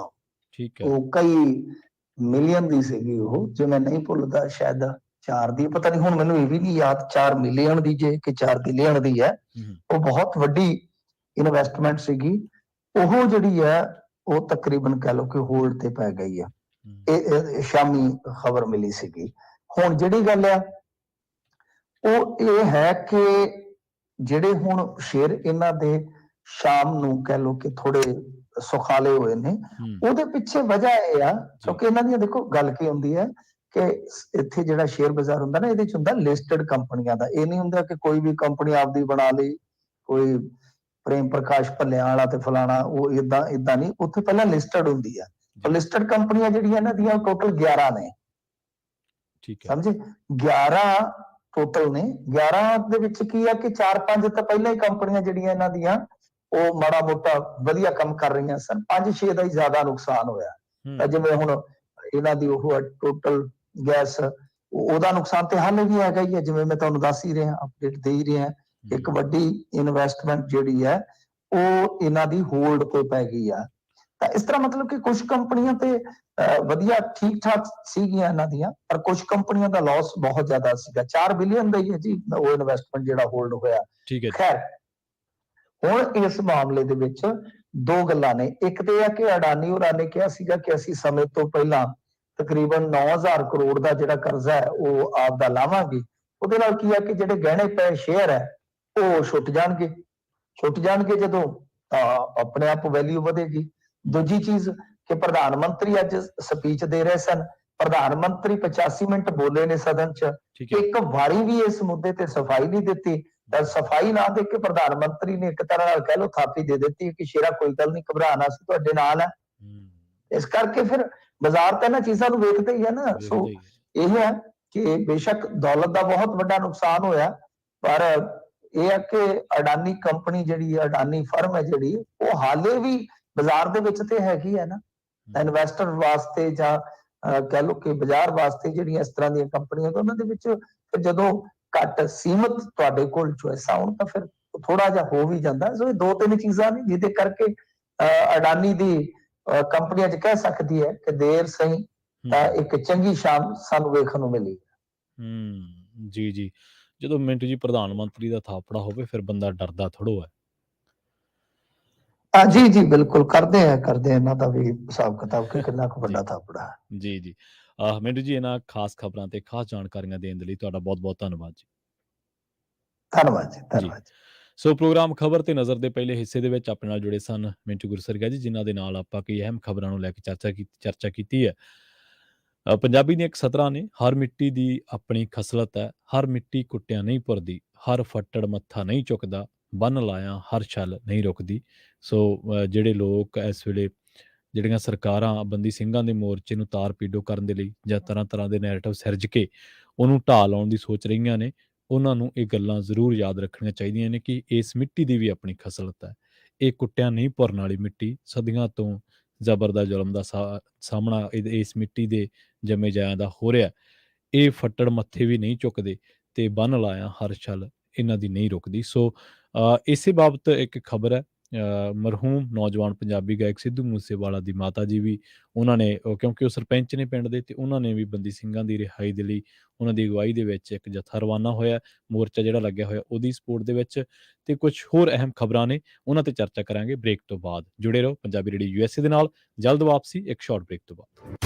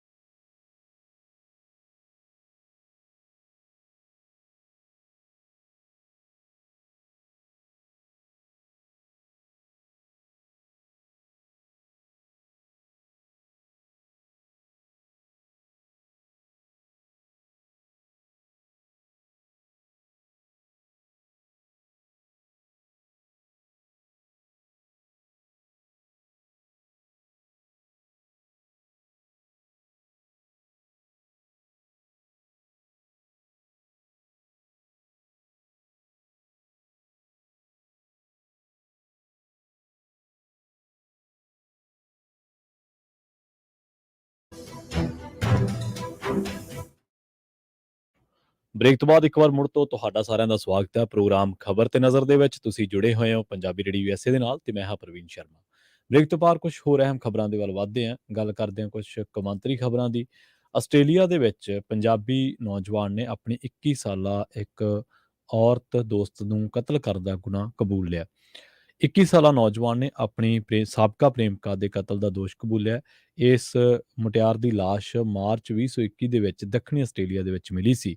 ਤਾਰਕਜੋਤ ਸਿੰਘ ਇਸ ਨੌਜਵਾਨ ਦਾ ਨਾਂ ਦੱਸਿਆ ਗਿਆ ਤੇ ਇਹਦੇ ਤੇ ਐਡੀਲੇਡ ਤੋਂ 430 ਕਿਲੋਮੀਟਰ ਦੂਰ ਫਲਿੰਡਰਜ਼ ਰੇਂਜ, ਜਿੱਥੇ ਉਸ ਨੂੰ ਆਖਰੀ ਵਾਰ ਦੇਖਿਆ ਗਿਆ ਸੀ, ਉਸ ਦੇ ਵਿੱਚ ਇੱਕ ਕਬਰ ਦੇ ਵਿੱਚ ਲਾਸ਼ ਸੁੱਟਣ ਤੋਂ ਪਹਿਲਾਂ 21 ਸਾਲਾ ਜਸਮੀਨ ਕੌਰ ਨੂੰ ਅਗਵਾ ਕੀਤਾ ਉਹਨੇ, ਇਹ ਦੋਸ਼ ਲੱਗਿਆ ਤੇ ਉਹਦਾ ਕਤਲ ਕਰ ਦਿੱਤਾ। ਤਾਰਕਜੋਤ ਨੇ ਪਹਿਲਾਂ ਦੋਸ਼ ਕਬੂਲ ਨਹੀਂ ਸੀ ਕੀਤਾ। ਮਾਮਲੇ ਦੀ ਮੁੜ ਸੁਣਵਾਈ ਹੁਣ ਅਪ੍ਰੈਲ ਮਹੀਨੇ ਦੇ ਵਿੱਚ ਹੋਣੀ ਹੈ। ਦੋਸ਼ੀ ਨੂੰ ਘੱਟੋ ਘੱਟ 20 ਸਾਲ ਤੱਕ ਦੀ ਸਜ਼ਾ ਬਗੈਰ ਪੈਰੋਲ ਤੋਂ ਹੋ ਸਕਦੀ ਹੈ। ਸੋ ਇਹ ਤਾਰਕਜੋਤ ਸਿੰਘ ਇਸ ਨੌਜਵਾਨ ਦਾ ਨਾਂ ਹੈ। 21 ਸਾਲ ਇਹਦੀ ਉਮਰ ਦੱਸੀ ਗਈ ਹੈ। ਸਾਬਕਾ ਪ੍ਰੇਮਿਕਾ ਦਾ ਕਤਲ ਦਾ ਦੋਸ਼ ਇਹਨੇ ਕਬੂਲ ਲਿਆ ਹੁਣ, ਤੇ ਉਸ ਜਿਹੜੀ ਪੀੜਤ ਮੁਟਿਆਰ ਆ ਉਹਦਾ ਨਾਂ ਦੱਸਿਆ ਗਿਆ ਜੈਸਮੀਨ ਕੌਰ, ਤੇ ਉਹਦੀ ਵੀ ਉਮਰ 21 ਸਾਲ ਹੀ ਹੈ। ਤੇ ਹੁਣ ਜਦੋਂ ਇਹਨੇ ਦੋਸ਼ ਕਬੂਲ ਲਿਆ ਤਾਂ ਘੱਟੋ ਘੱਟ 20 ਸਾਲ ਤੱਕ ਦੀ ਜਿਹੜੀ ਸਜ਼ਾ ਹੈ ਉਹ ਬਗੈਰ ਪੈਰੋਲ ਤੋਂ ਹੋ ਸਕਦੀ ਹੈ।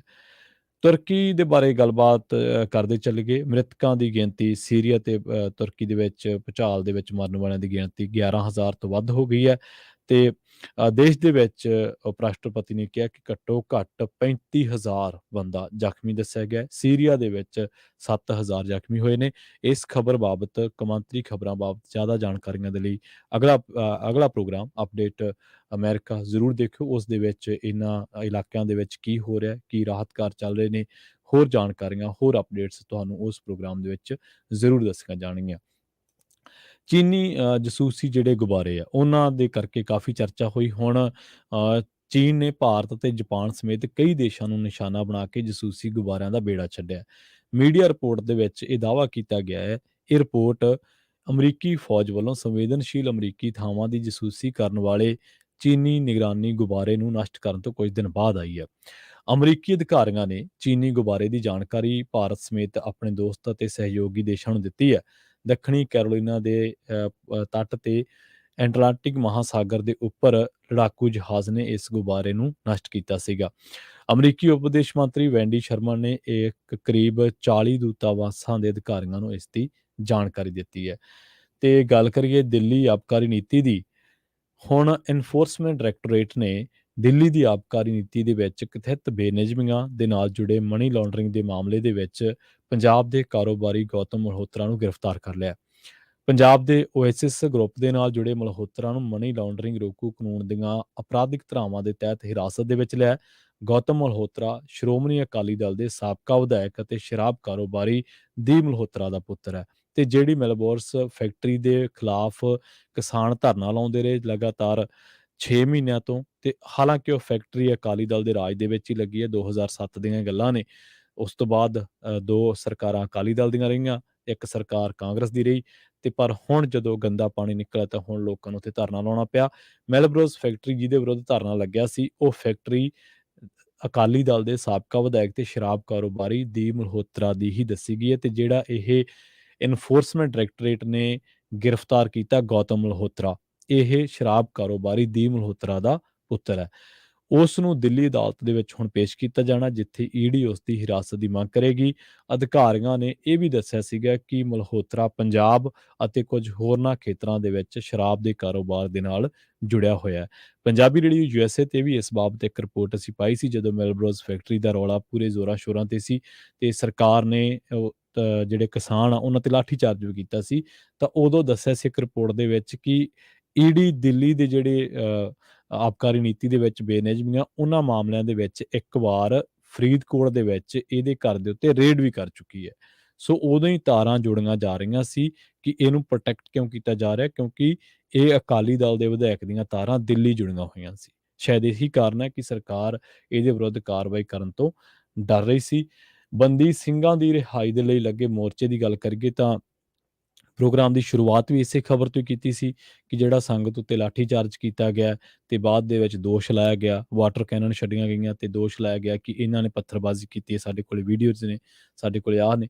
ਤਾਂ ਖੈਰ ਇਹ ਸੰਘਰਸ਼ਾਂ ਦੇ ਨਾਲ ਹਮੇਸ਼ਾ ਹੁੰਦਾ ਹੀ ਆਇਆ। ਸਰਕਾਰਾਂ ਦੋ ਧਾਰੀ ਤਲਵਾਰ ਵਾਂਗੂ ਕੰਮ ਕਰਦੀਆਂ ਨੇ। ਇੱਕ ਪਾਸੇ ਗੱਲਾਂ ਵੀ ਕਰਦੀਆਂ, ਗੱਲਬਾਤ ਵੀ ਤੋਰੀ ਰੱਖਦੀਆਂ ਨੇ ਤੇ ਦੂਜੇ ਪਾਸੇ ਮੋਰਚਿਆਂ, ਸੰਘਰਸ਼ਾਂ ਨੂੰ ਬਦਨਾਮ ਵੀ ਕਰਦੀਆਂ ਨੇ ਤੇ ਤਾਰੋ-ਪੀੜੋ ਕਰਨ ਦੇ ਲਈ ਤਾਂ ਯਤਨਸ਼ੀਲ ਰਹਿੰਦੀਆਂ ਹੀ ਨੇ।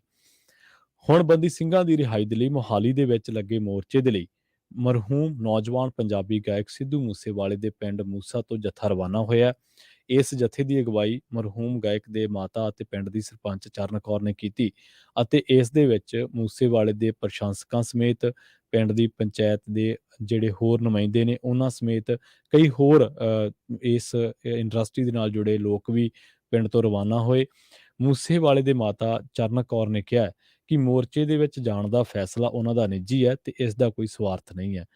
ਉਹਨਾਂ ਨੇ ਕਿਹਾ ਕਿ ਉਹਨਾਂ ਦੇ ਪੁੱਤਰ ਸਿੱਧੂ ਮੂਸੇਵਾਲਾ ਨੇ ਵੀ ਬੰਦੀ ਸਿੰਘਾਂ ਦੀ ਰਿਹਾਈ ਦੇ ਲਈ ਇੱਕ ਗੀਤ ਗਾਇਆ ਸੀ, ਜਿਸ ਨੂੰ ਪਿੱਛੋਂ ਸਰਕਾਰ ਨੇ ਬੈਨ ਕਰ ਦਿੱਤਾ ਸੀ। ਆਪਾਂ ਦੇਖਿਆ ਕਿ SYL ਵੀ ਬੈਨ ਕਰ ਦਿੱਤਾ ਗਿਆ ਸੀ। ਸਿੱਧੂ ਮੂਸੇਵਾਲੇ ਨੇ ਉਹ ਪੰਜਾਬ ਦੇ ਪਾਣੀਆਂ ਦੀ ਗੱਲ ਕਰਦਾ ਸੀ ਤੇ ਇਸੇ ਤਰ੍ਹਾਂ ਹੁਣ ਇਹਨਾਂ ਨੇ ਕਿਹਾ ਕਿ ਇਹ ਸਾਡਾ ਕੋਈ ਸਿਆਸੀ ਫੈਸਲਾ ਨਹੀਂ ਹੈ ਜਾਂ ਕੋਈ ਅਸੀਂ ਆਪਣੀ ਮਰਜ਼ੀ ਦੇ ਨਾਲ ਉੱਥੇ ਇਸ ਮੋਰਚੇ ਨੂੰ ਸਪੋਰਟ ਕਰਨ ਦੇ ਲਈ ਜਾ ਰਹੇ ਹਾਂ।